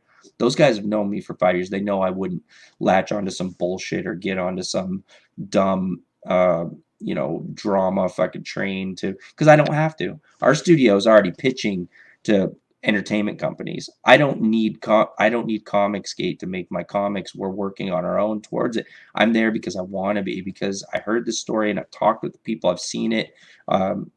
And there's good people there. There's quality creators there. They care about their customers is paramount. That's the number one thing, is that you make a quality product and you make sure you deliver on what you say you're going to. The guys that don't last at Comicsgate are the guys that make projects that don't deliver their books, have terrible customer service, are rude to their customers, and those are the people that get pushed away. Like Doug Naples, one of them, the guy who created Earthworm Jim, was one of the guys that was very high up, very close to Ethan. He was excommunicated because he thought that it was a hate campaign for some reason, and then thought that he was going to make a push against gay lesbian community. And Ethan was like, "What are you talking about, man? This isn't a hate campaign." He's like, "We're making books. We're an indie community. It's not Comicsgate isn't a company. It's an indie. It's multiple indie creators with like-minded ideals, which is to make great books, go to crowdfund, and deliver those great books to people who love comics that are cool." And Wow. that's it. And then the It's rest of it, weird. the live streams are humor.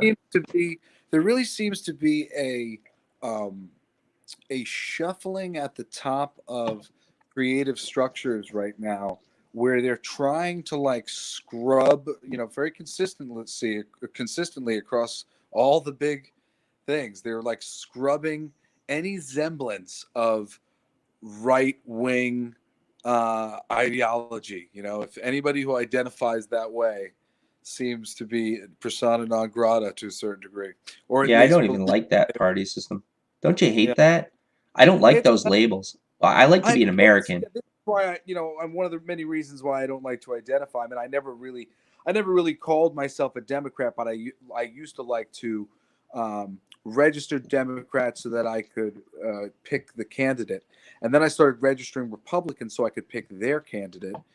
Uh, We because grew up poor, and my dad voted Democrat all grown up. We were displaced loggers, and we were poor growing up, and all I ever saw around me was poverty. And so my dad always voted Democrat growing up when I was a kid. That was years ago. I'm pushing 40 now, so I'm 38. So that was years ago.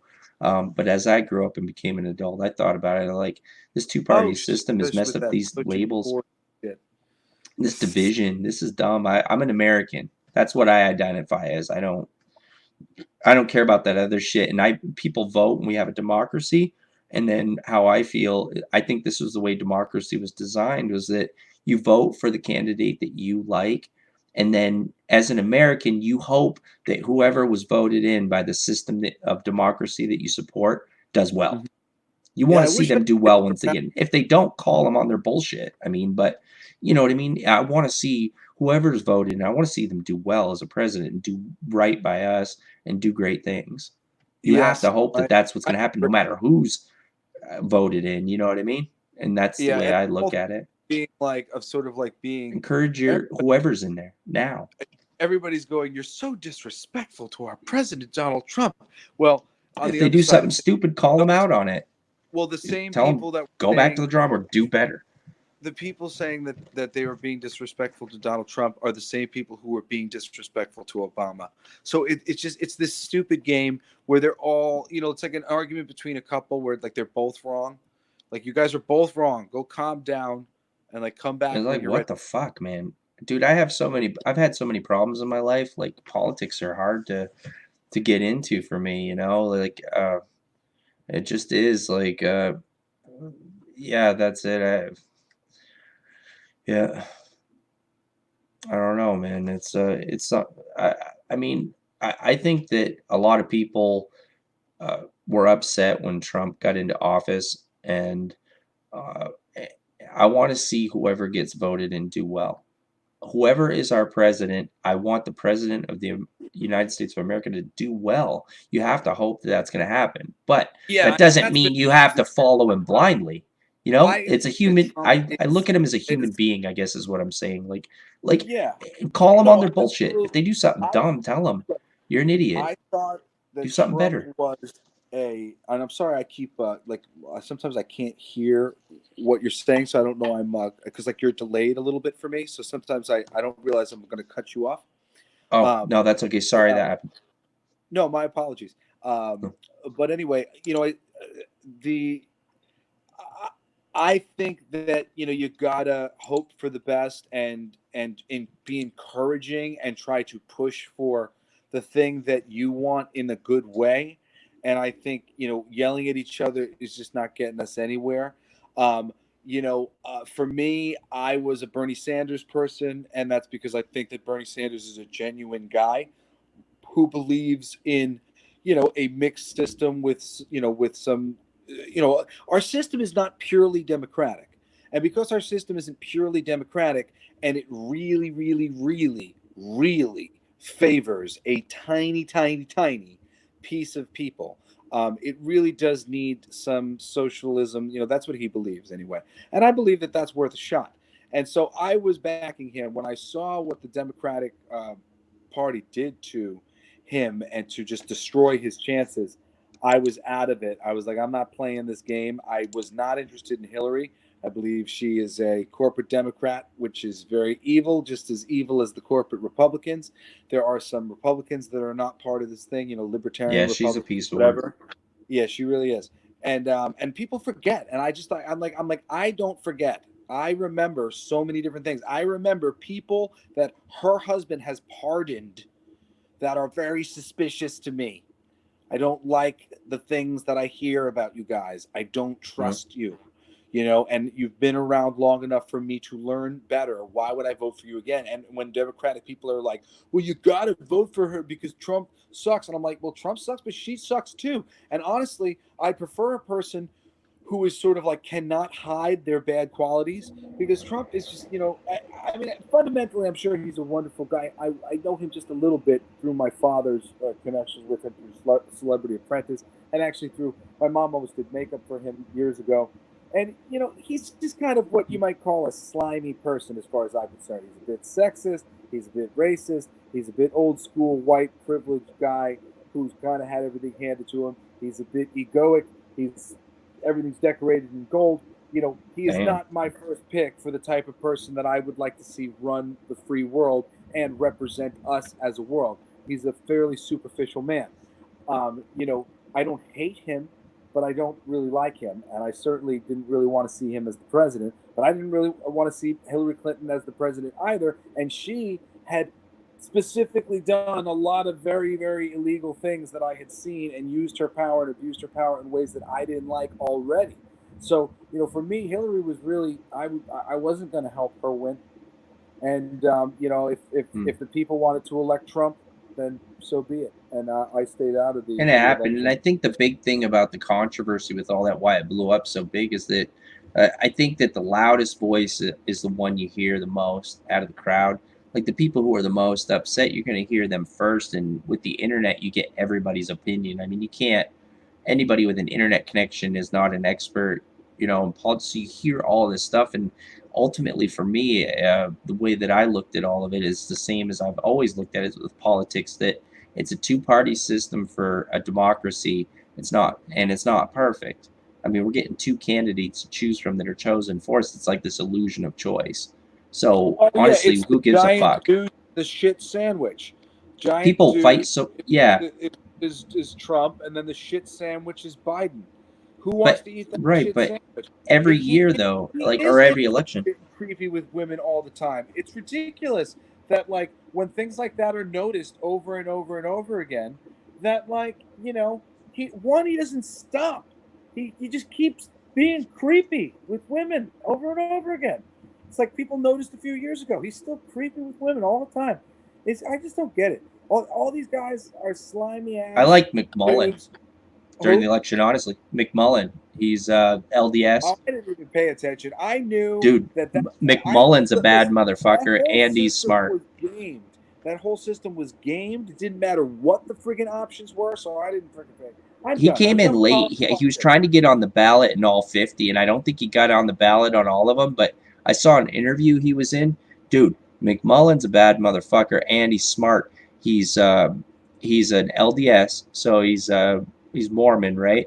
He was He was a field officer for terrorism abroad internationally, right? He can speak 15 different languages, and he's he's a field officer. So this guy led units and did undercover in terrorism for our country and was successful at it, survived it. Also worked for Goldman Sachs. Build a background. I just like I mean, yeah, he was in military, but you know, he understands the world.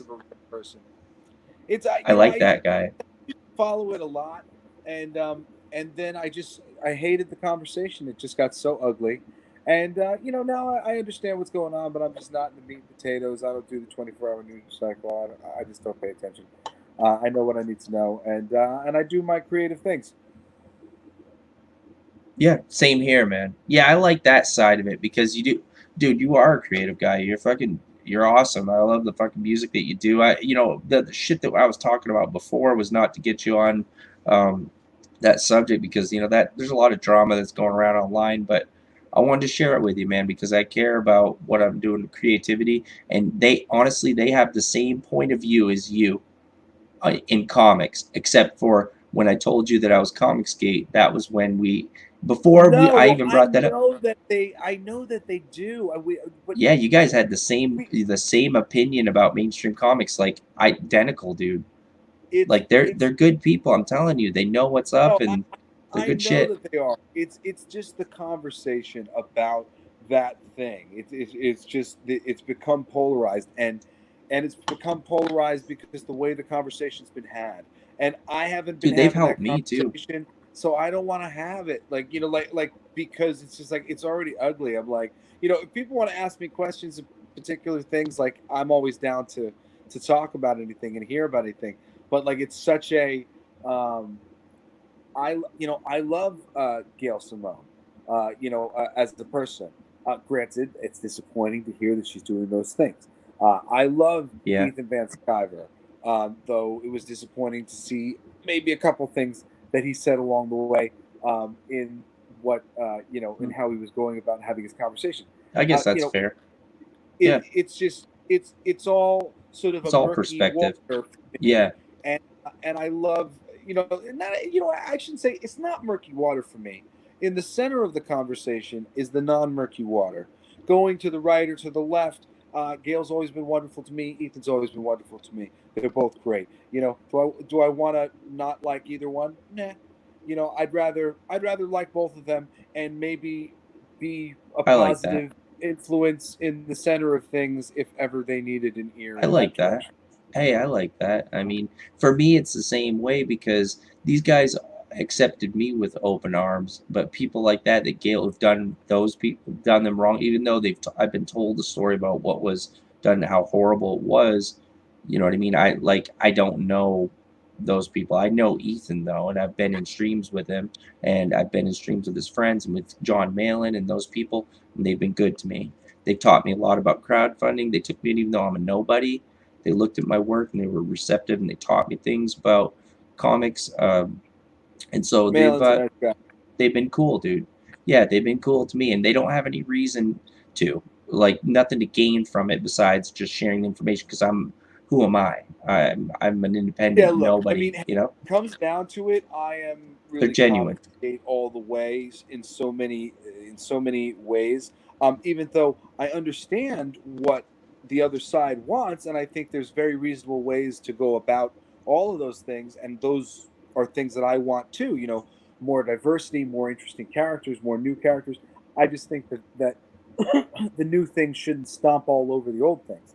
And I think ultimately that's the heart of what Comic-Gate's about. And honoring the art form, honoring the past. For me, when I go to a comic convention, I'm a little sad how much of a huge advertisement it is for video games and movies, and how few artists are there or being paid to be there or being taken care of in any way or being treated like they're a big deal or anything like that. Because to me, that's what I'm there for. And seeing people who care about that come together to get behind independent comics being done by creators is such a beautiful thing. And I support that 100% and am behind that 100%. And you are one of those creators. The independent work that you did was amazing, and I saw your Evil Ernie. What's this right here, Jesse, that you did? Here, let me do a share screen. Dude, this was so cool. You had, it was Jesse Blaze, Evil Ernie at Dynamite, right? Oh yeah, I revamped Evil Ernie at Dynamite. I ended up having a crisis of conscience about the book because they wouldn't let me credit Brian Pulido and Stephen Hughes for the creation of the characters. Oh damn! Look at that. And I went to a comic convention, and Pulido was at a restaurant table adjacent to me, and he avoided making eye contact with me at the time. Wow. And I was so upset because I had known him since I was a teenager, and I kind of like slowly got on the road deciding that I was going to quit the book, because I reached out to him when I first started to do it. I took the job because I love him, and Chaos Comics like helped me kind of get into the comics industry as a 16-year-old, and always gave me a place to put my bag at the Chicago Comic-Con. And my intention was to honor him because I saw it was a job that was up and I knew the editors. Dude. So I reached out to them for the job, and then I reached out to him for some research material, and he just said to me, he was like, listen, man, this stuff all makes me really sad. I lost these characters in a law thing, I can't do it. Awesome. I don't want to be a part of this at all. And I was like, oh, okay. So I felt a little bad about it from there. And then when I ran into him at the convention and he was trying not to see me, I felt even worse. And after I finished my first arc, even though I liked it and I had some really big plans, I also didn't like some of the things that Dynamite was doing. They were doing the business as usual covers where all the covers looked like old Evil Ernie, even though we had redesigned him a little bit and he had a unique look. And but they were doing 6 covers for every issue. And I was trying to pitch a Chaos world that I wanted to edit, and they did some of the things. I brought in Mark Andreyko. They took his pitch. I brought in Will Pfeiffer, but they didn't take his pitch. And I was trying to do something bigger and build it into something. And at the time, I was just getting really fed up with the business. They actually doubled my page rate at the end to try to keep me on, and I just wasn't into it. So dude, this is fucking incredible, though. That image, man, that looks good. Oh, I'm sorry, but I love it. Dude, that's fucking cool. I don't know if that's the Origin one of that Evil and Dynamite. Look at that. Jason Craig did the interior stuff. But this is a cover cool image that was for, I think, the Dude, one of the that's trade. fucking incredible. But Jesse, you there's a have good lot of taste in cool art, stuff. man. Dude, you could do amazing with the independent, man. I'm telling you. I think that's Thank where it's you. at, where it's changed. I mean, especially right now with the crisis we have, people who are independent are able to get books to people a lot easier. I mean, obviously DC is finding some ways to do distribution, but I think Well, now's the time to work, man. And we need new ideas in entertainment. We do, well, man. maybe that's the last thing we should talk about, because my Blacklight District comic book I'm turning into a magazine. Oh That's yeah. going to be an anthology comic book, but it'll also be more traditional magazine with craft-oriented articles about comic books, filmmaking, music making, and then also what do you call it? Opinion type stuff, bringing out all of the great work that is underground that people don't know about in the creative world. And then just why am I blanking out on the other piece of it? It's going to teach you, and it's going to have comic books in it, and it's going to do what other things? It's getting too late for me, man. I think I'm just No, getting you're sleepy. good. I love the But, pages that you showed me too before we did our last stream. Were amazing yeah, for your project that your brother did that film for. That was cool, dude. yeah. So that's one of the ones that'll be in there. King of Kings is going to be in there in 13 parts. We the first 13 pages of King of Kings will debut in the first issue of the magazine.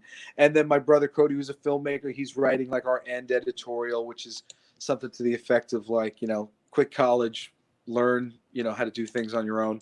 If you want to make the arts. We've got my art director Scarecrow Oven, who's one of the coolest young artists on the planet. He does design of toy stuff and a lot of T-shirts and posters and stuff, but he's awesome.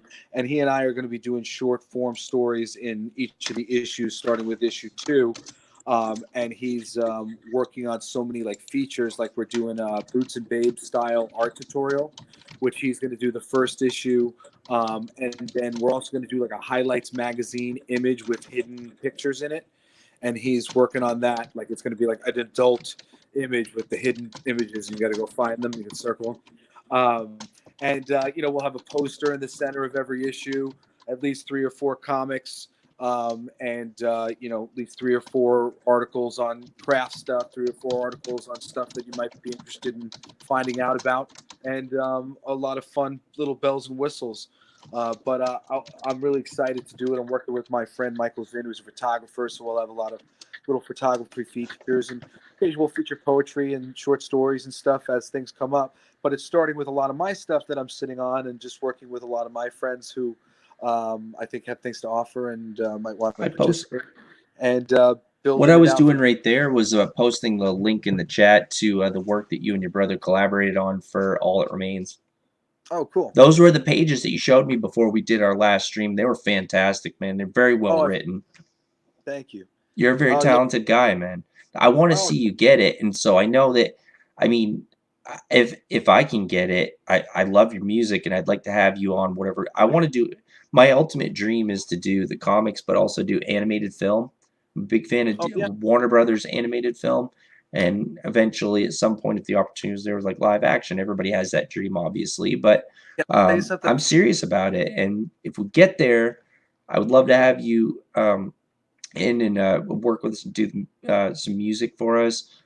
We've already got some talented musicians with us, but love to have you in on it. And I'm going to work towards it until they bury me. So I'm honored to be asked, my friend. Thank you so much. And I'm always trying to look out. Well, that's humble as shit. You're fucking talented, man. So thank you.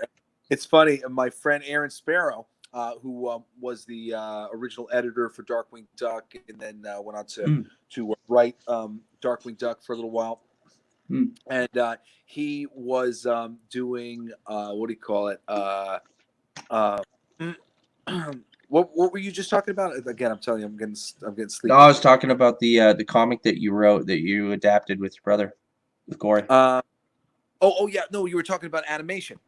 Warner Brothers animation. Animation forever, man, and he finally, after years of pursuit, just got hired to write an episode of Young Justice for the upcoming nice. season. Yeah. And I'm so proud of him. And I mean, it's like it's the business tends to be such a bitch, as we explained. I mean, it really is tough. And it was a really well earned thing. A friend of ours, Greg Weissman, who we just love as a creative person, and we've always tried to get involved in things that we're doing. He actually wrote the Mythic Legions comic book that we produced for Four Horsemen Studios, the toy company, for their Kickstarter. And Greg, just over time, even though Aaron kept coming to him just as a fan and helping him, Greg just kept noticing how talented Aaron was. And Aaron is just so damn talented. And I'm so happy to say that Greg finally hired him to write an episode. And I was like, yeah, boy. Oh, So that's proud. cool. Yeah. Dude, that's awesome. I mean, lately I've been waiting. I've had my artist working on some things. I wrote a script for a Mammoth Monk story. Man, what was I going to do? Oh, I don't know if I could still do it, but here, shut off my camera. Hold on, check this out. Listen to this. Okay, hold on. Okay, watch this. Okay, right? You listening? I'm watching it. Okay. I will not fail you, Master Gigaru.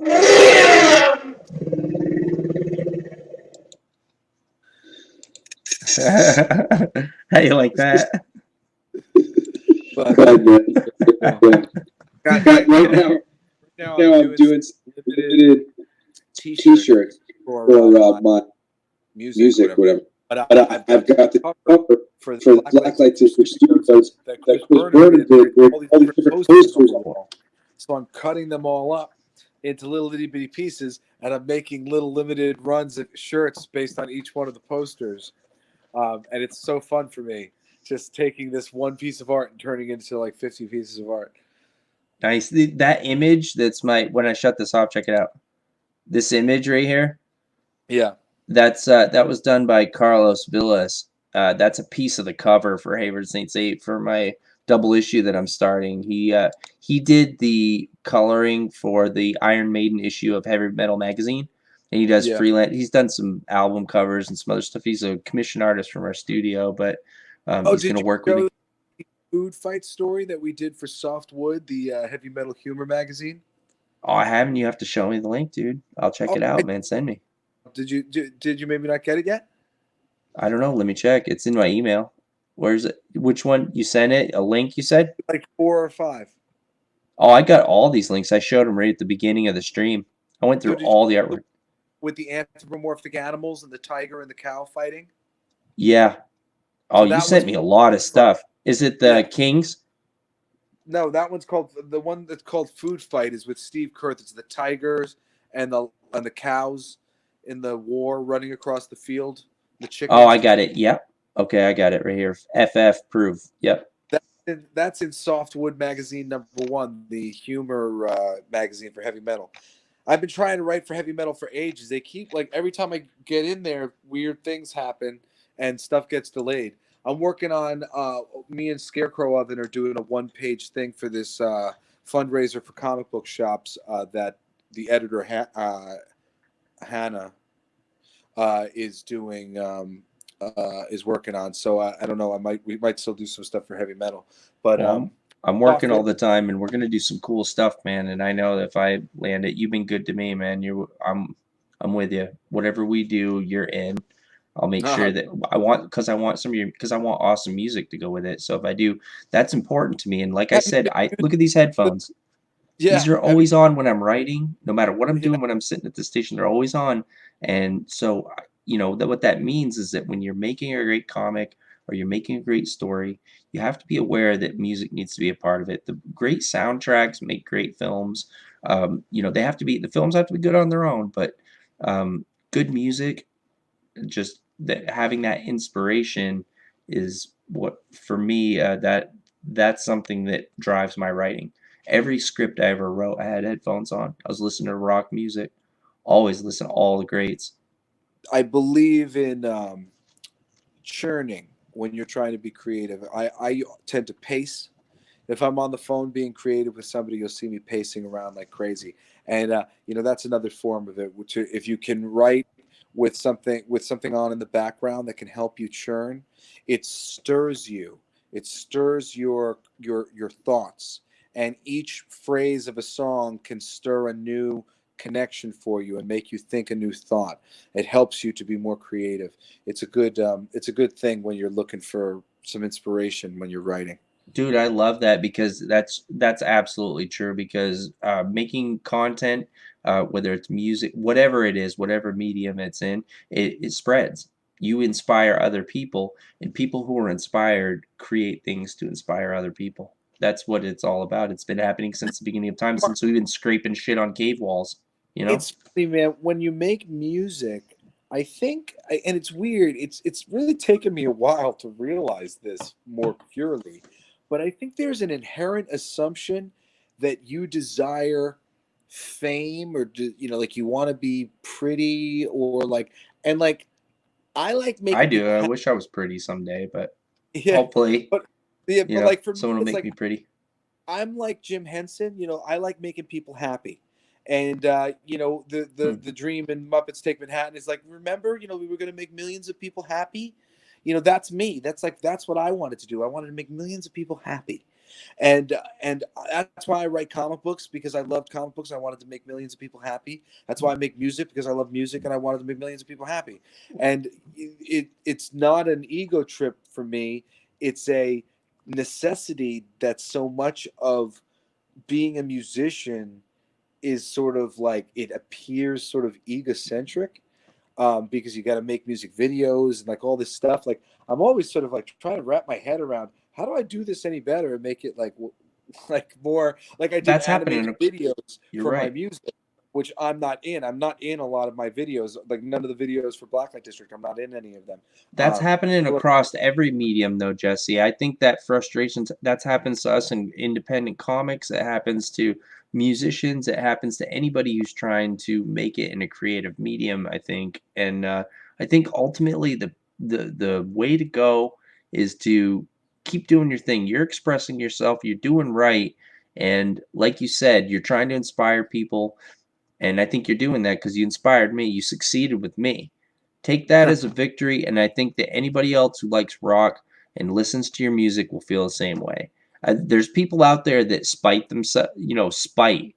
Uh, there's also so much fucking, and I don't want to focus on that shit because that's negative, but there are people out there that are like that, man. They'll spite people. They'll see things that are projects and things, and they're all about drama, and you can't focus. Anybody who wants to take things down a negative road, they're out with me. Just ignore them and go towards the people that give a shit about positive and doing something good and inspiring people. If you get a it's not. negative side of it, fuck them. Tell them fuck you. Give them the I finger if you got literally, it. I've Fuck you. literally been going through my Facebook and taking people off as soon as I see them in either direction, kind of yelling at one of the directions of what's going on right now. If they're yelling about everybody, who doesn't love Trump can shove it up their ass, okay, they're gone. If they're Yeah, if you feel yelling, that strongly about that, fuck you. yeah, You know? if they're yelling that everybody who is supporting Trump can shove it up their ass, you're gone. If they're yelling that we all need to wear masks and yelling at me to stay home, they're gone. If they're screaming that I must come out to the protest and there's aliens among us and whatever, they're gone. The people that are in the middle that I can work with, I'm hanging out with them. I just want to hang out Yeah. with Someone who's people just who are want. willing to cooperate, and the other people can come get me when they're ready.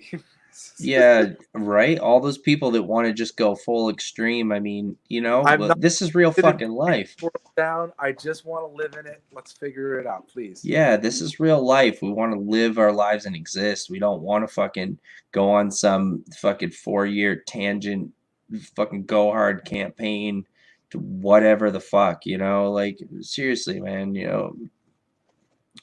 we're a drop in the bucket. Live your life, man. Have fun and try to do something positive, inspire. You've been doing that, man. And I've been doing that. I've been pushing. I mean, I have a family. I've been working on that. That takes a lot of my time. So it halts progress. But, we're doing it, man. Yeah, absolutely. We're existing and we're doing our life. That's what's important. Those people that are those extreme fucking whatevers. If you're gonna be extreme about something, make sure it's something that you're passionate about and it's something that's positive. That's what resonates with me. And that's why I like you. I think that's what I like about you, and that's what I like about the guys that I work with in comics. And believe it or not, when we were talking before, the guys that I've met over at Comicsgate are the same way, but there's just a lot of drama flying around, so it's like a daily thing. It's just like you said, anybody who's getting hammered from every direction, can you imagine? You must have a headache daily. Like, I have very rarely had any problems with anybody across the board in comics. That going back to that Tiger King metaphor, these are all people who love comics in their own ways. But dude, you want to see something cool? They're all a little off they've gotten off the conversation with each other, and now it's just a silly nonsense. But it doesn't mean that any of them are any lesser than they were yesterday. Dude, yeah, I agree with that. Yeah, it's fuck, it's a mess out there. I don't even. I really hope. And we got the COVID too. Doesn't help any. How are you doing with the COVID? Are you cooped up or what? Oh, I'm all good. I'm in New Jersey. My kids have been with their mom in Florida with her parents because they were on a vacation, which was planned just as the COVID thing happened. So it's been nice. They've had a long vacation, and now they're about to come back. I'm so happy to see them, and I just got to put out this record. A lot of work done, so it's been cool. It's a fantastic album. Oh, thank you so much. I appreciate it. It is. I love it, man. No, I love it. It's great, man. I bought it. So, I mean, doing that too. It's been a long time since I bought an album. Usually, but I wanted to support you, man, because I love what you're doing. And I was telling you about this, that I joined the community and I did a rap, dude. And one of my friends collaborating, a guy does beats. I did a rap. It's probably 2 minutes and 30 seconds. And I called it Nerd Rap. And the guys were kind of making fun of it a little bit. Thought it was like, what was it? Oh, Jesus. It was like Aqua Teen Hunger Force, like MCP Pants. Is that Nerd Rap? I was like, yeah, that's right. Okay, but do you want to hear it? Sure.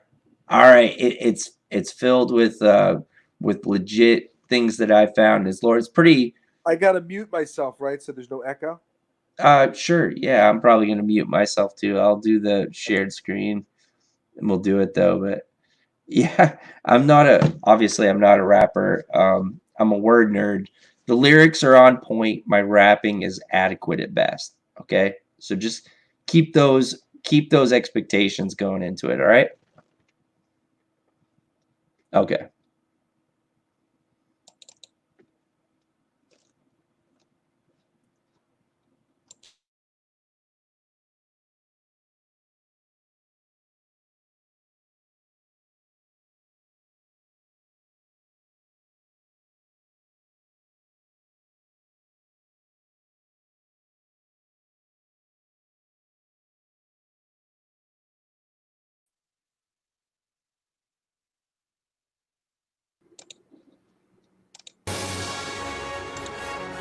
Welcome everyone. Congratulations Fragaboom on hitting 75K.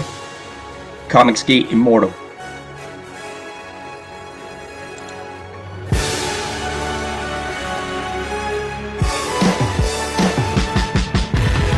We want our words back. We'll take Social Warrior. You're used to this part. Thirds on hold. You can have justice. Looks good on you. In your face, on your knees, open wide, serve best, ice cold. SJWs wanna run ops. I'm inexorable, quit playing. This lame shit is absurd. Ends with wrecked careers, KO, round one. You got verbally lumped up by the fucking word nerd. We're cool. I said we're cool. No hard feelings. This beef is over. We ate it, count it curd. Because you wrecked your damn self playing chicken, thought you had it in the bag, looking silly when you swerved. We're eating steaks. You're sad but double, soaked in tears, full of dog shit. It looks mopey. Pencils down, CG's up, we flip the bird, it's your participation trophy. Eaton's funded, so is Fragaboom and the rest of the cult gang all day. Founded, Bada, funded, Bing, finished, boom, dunked your loaded dreams. Ready, aim, fire, one CG trebuchet. Bang your brains in like Bruce, enter the dragon. Road at it takes flight, spitting fire like rain. Transgressors take the knee, lockstep. While you're down there, spread your anti-cheeks for war campaign. Once upon a time, a rapping, writing bard put you punks in your place. How about that?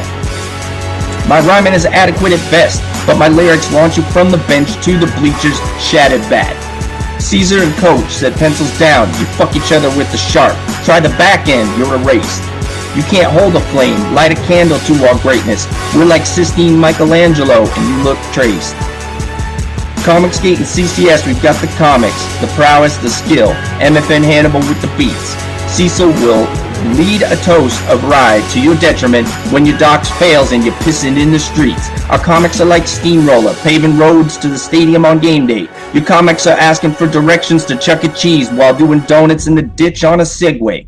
Flip the script, SJW haters, simps, soys, and posers. You doubled down and double dipped, it's alright. We are immortal, warrior kings, Caesar's coaches, soldiers, neo-peasants. Unsheath your pens, we're fucking hallowed knights.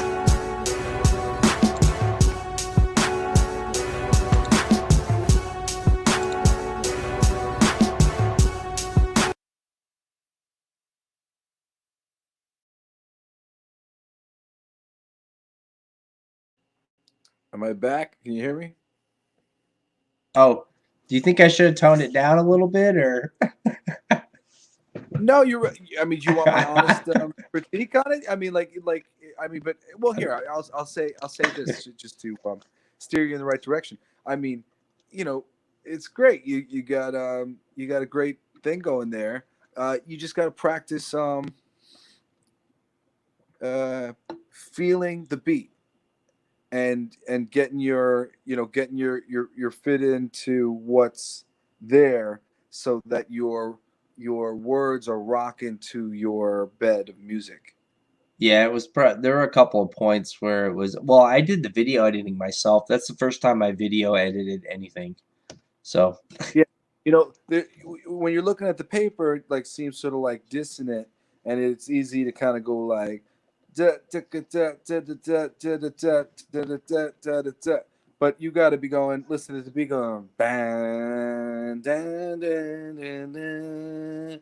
Dun, dun, dun, da, da, da, da, da, da, da, da, da, and and your count should be sort of almost subtly inherent in your voice, which helps progress the thing. That helps keep the rhythm to what's going on. Rapping is sort of drumming with the voice. So when you're like putting it together, it's funny. I used to write a series of songs. It was my first of superheroes that I liked, and I remember I wrote a song called Cage, and shoot, I can't remember what it was, but it was a good example. Bulletproof, you can't put me away because I'm so much. It was like, oh well, what the hell? Gotta let some shit. Like that was my first rap and my first video edit ever. Yeah, no, it's a great job. Like I said, and like I said, you just got to feel it next time. Next time, get in there and try to lock yourself into what you feel. Dude, I got backlash, dude. That's why I got pissed about, and I made this rap, right? And I was inspired by it because I joined them, and I was just looking to make great comics, man. I was inspired by the community. I'm not a hateful person, and then people started fucking with me. People just come right out of nowhere and just started fucking with me. So I was like, well, all right, well then fuck you then. We're just making comic books. Oh, dude, all over the place on Twitter. I had people fucking and their friends and hack accounts. Like they'll make alt accounts and about then what? They would trash me about my my opinions on leaving people alone, letting them create what they want to create. If they want to make a comic book, let them be, and then they try to drag me into drama with some kind of political argument and some kind of thing. It's like all this stupid shit, and it's just like, all right, see, and I'm like, holy crap! Trying to defend people in the stupid argument. This is what I'm saying. It's just trying to defend myself. It's not worth being a level head in a stupid conversation. No, they do it just because I have the hashtag Comicsgate on my Twitter. People come at me, and then I'll just make a comment, like a positive comment about making comics, and then people will be like, they insulted my art today. They insulted all kinds of shit, man. I'm telling you, they're alt accounts. So you go to reply to them, and then it's like the account no longer exists, or you've been blocked, or it's just like it's a maze of madness. Like you just want to. So then I got inspired by that, and then I got pissed, and then I just did that thing just for fun. That mess. I did the artwork for it too, though, Jesse. You know. Oh yeah, I was Yeah, gonna that ask you art. if you were an Those were artist. I used to be an artist when I was coming up. That was those were originally my what I was pencils. draw, and then I switched over to writing. But I've been drawing again these days. And when I was looking at your book, it kept making me think. I gotta draw. I'm not terrible. I'm just like I'm a very high level eye, like, and I can't do what I want to do. So I'm just always frustrated and hate everything that I do. And I haven't been at it, consistently long enough to really develop my own style. I kind of just end up kind of doing a lot of mimicry to a certain degree, sometimes. But I've been trying to develop a style that I had when I was a kid, and one day I'd love to draw something myself. I mean, a full story in the magazine. I hear you, man. Yeah, it's been crazy lately, but I've got some good things on the hook, man. I've been oh fuck, I got a couple companies that I've been working with. Hopefully we can do something very cool. And if we do, I'm pushing for animation after we want to publish the books. We want to partner with an entertainment company that has animation capabilities. So I'd like to do that. I think that would be good for our universe because we're very CG heavy. So to do live action, it would take a lot of money. I think we'd be great animation. We'd be good in both. If someone wanted to do the CG for the live action would be fucking spectacular. But I'd like to have your music with me, man. I'd like to have you on the soundtrack, dude. That'd be great. And have you do some writing for some work with us would be great too, where you have experience in comics. Fuck yeah, man. We should make a push in indie. Do some new stories. Is down. New Is there stories. anything that we should chat about before we get going? Because I'm like passing out over here. Oh, it's cool. Yeah, me too, dude. I started drinking before I came on, and I had to work tonight too, and I've been up since 5 this morning. It's crazy. I feel like a zombie. Yeah, that's what I'm kind of feeling like. I'm like, is this interview any good? I'm like, no, it's been great, dude. No, I love talking with you every time, dude. Still paying attention? What's that? I said, is anybody still watching? Do you know I don't know. Let me look. Nobody watches my show. What are you talking about? Yeah, there are people watching, dude. Absolutely. Yeah, there's absolutely people watching. They haven't said anything. They haven't been vocal, but they're just chilling. I hope you enjoyed this evening. Let us know if you've been sleepy.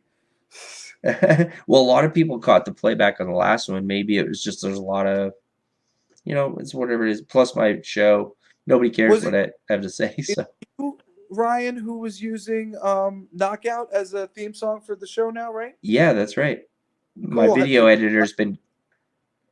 Well, I already gave him the script for the opener, and but you haven't used it yet. Yeah, no, I've been playing at the beginning of our episodes, but because of the COVID, he works for a professional station. He's a video editor, shooter, professional, and he had to bring all his equipment home because they shut down the station. No interviews, no anything, and so I thought that'd be easier for him, but I guess they've been doing lives and all this stuff, so he's been tied up. So it's what it is. So I'm trying to get some video editing work, but it's it's a work in progress, just like me. Yeah. All right. Anything we should talk about to wrap up? Or are there any questions? Oh yeah. I already put the link in the chat, and we didn't have anybody backstage. So, I mean, if people, we are here. Chris Ori, hey man, how's it going? We are here. We are quiet. He said, if anybody, does anybody have anything to say? What's up, man? Before we wrap up, or should we all say goodnight? Let's do it. Thank you so much, guys, for checking out the music, and I hope you'll keep your ear to the ground. I don't know. I'm trying to just get funding for the Blacklight District magazine because I really just want to make it something that's like free free at comic shops, free at colleges, and just make it for the rest of my life, and work with cool people and do short order things, and Yeah, man. get this together. So I'm working on putting together a couple different plans of action. But I tried to do the fundraising thing. I wasn't really comfortable with that. I didn't really like it, and I just kind of want to do it on my own, as you said, independently. But Yeah, I yeah, agree man. with you on that, dude. That's the best way to do it. Honestly, when you're doing independent work, why should you answer to anybody? And that's what I was trying to make for a point when we started talking, man, is that you're a creative person. I saw the work. You sent me pages for the comic that you wrote, and I've listened to your music, and you don't have to answer to anybody. You're a creative person on your own. Just do it, man. You don't need to answer to any of that shit. You keep doing you, you keep doing what you're doing. Fuck all Thank them other guys because you don't need them. I like to You think don't need them. people I come need. across my work that they're really surprised at the level that I've been working at. But it's hard to get exposure unless you have a certain type of exposure. And Yeah, that's I true. kind of every little bit that I've had is just sort of ended up being just kind of a little trickle here and a trickle there and a trickle here and a trickle there and a trickle there. Just hasn't quite amounted to a lot for me. But probably it's because I have like 3 mainline careers: voiceover actor, musician, and comic book writer. So maybe if I focused on just one of those things, I'd be more successful in one.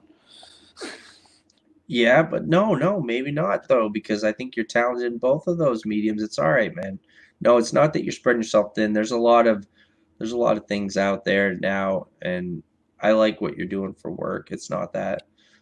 We've been working for my boss has been working for decades in comics, and he still does he started doing independent work. He was a professional inker at Marvel, and he does all indies and indie all-star. He's done probably 100 indie books on collaboration and collaborated thousands more. Like he's done a shitload of work in the indie community, and dude, there's so many cool projects out there, and just do it. Just do Yeah. it. Do your own work and just keep doing it and putting it out there. And I you're with me. I like you, man. If we land anything big, I'll be in contact. on again to promote the record and being such a champion to me. I really appreciate it, man. I'm sorry that I've been getting a little sleepy at the end of the day. It was a long day of promoting. No, of course not. No, this has been a great stream, dude.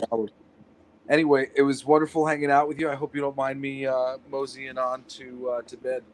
No, absolutely. I need to do it too, man. Obviously, I started drinking when I came home, and I've been working all day, and I've been up since 5. I feel like a fucking zombie. I feel like an extra off of The Walking Dead. Like, I don't even need makeup. Just put me on set. Let's do this shit. Kirkman. Yeah. Well, thank everybody for listening, and good luck with the show. And of course, the door's open, man. Reach out to me whenever. I appreciate you having me on, and thanks for the support. Oh, Jesse, you've been great. Thanks, man, and giving me that track. I appreciate it. That's such a good tune, man. And the whole album's great. You guys can buy it off of Amazon, like I did. Where else can they buy your album? Oh, it's everywhere. It's on Google Music and iTunes and Spotify. It's on SoundCloud. You can find it. It's Jesse Blaze. Come with me if you want to live, and it's a fantastic album. Oops, bless me. Jesse Blaze, come with me if you want to live. Yeah, come with me if you want to live. Yeah, it has that feeling of classic heroism. I love it. Yeah, come with saving the world. That's exactly what the hero would say, you know? I wanted to do like a top 20 or a top 10. I kind of feel like I could probably fill a top 20 pop culture references hidden inside, come with me if you want to live, beginning with the title being a reference, but, and like, because one of the lines in Get Smart is, I ain't got time to bleed. And there's a lot of different references in there that just kind of go by subtly. Yeah, to show that you're influenced by that, dude. Those comic book stories, dude. Here, everybody loves heroism. Everybody loves a hero, man. Absolutely, dude. I love it, and I appreciate it, man. That your music's been an inspiration to me through the COVID. Since you posted up online, I've been listening to all your previous albums too. They're great, man. And I've been using it while I've been working on my projects, and I have a script that I was finishing up, and so I appreciate that. Thanks, Thank man. you. There's an old song, the last thing I'll leave you with for the comic fans, if you're going to check out my music. I said I wrote a series of songs that were the last names of a character from comic books, and one of them that I wrote, the only one that actually ended up getting recorded, was called Castle, and it's about Frank Castle, the Punisher. And it was finally got released. It was never supposed to be released, but it was like a demo that got mastered by my friend, my drummer who died. His dad spent 7 months after his kid died mastering the record, and I didn't hear it until a decade and a half later. Oh. And I got it out for release just in time. And if you're a Punisher fan, it's a pretty and a heavy metal fan, because it's a pretty hard song. It's a really cool tune to check out. Anyway, I gotta go to sleep, man. But I love right, you. me too. You're awesome, and I got your back. Talk to you later. All right, cool. Talk to you later, Jesse. All right, bye-bye. All right, good night.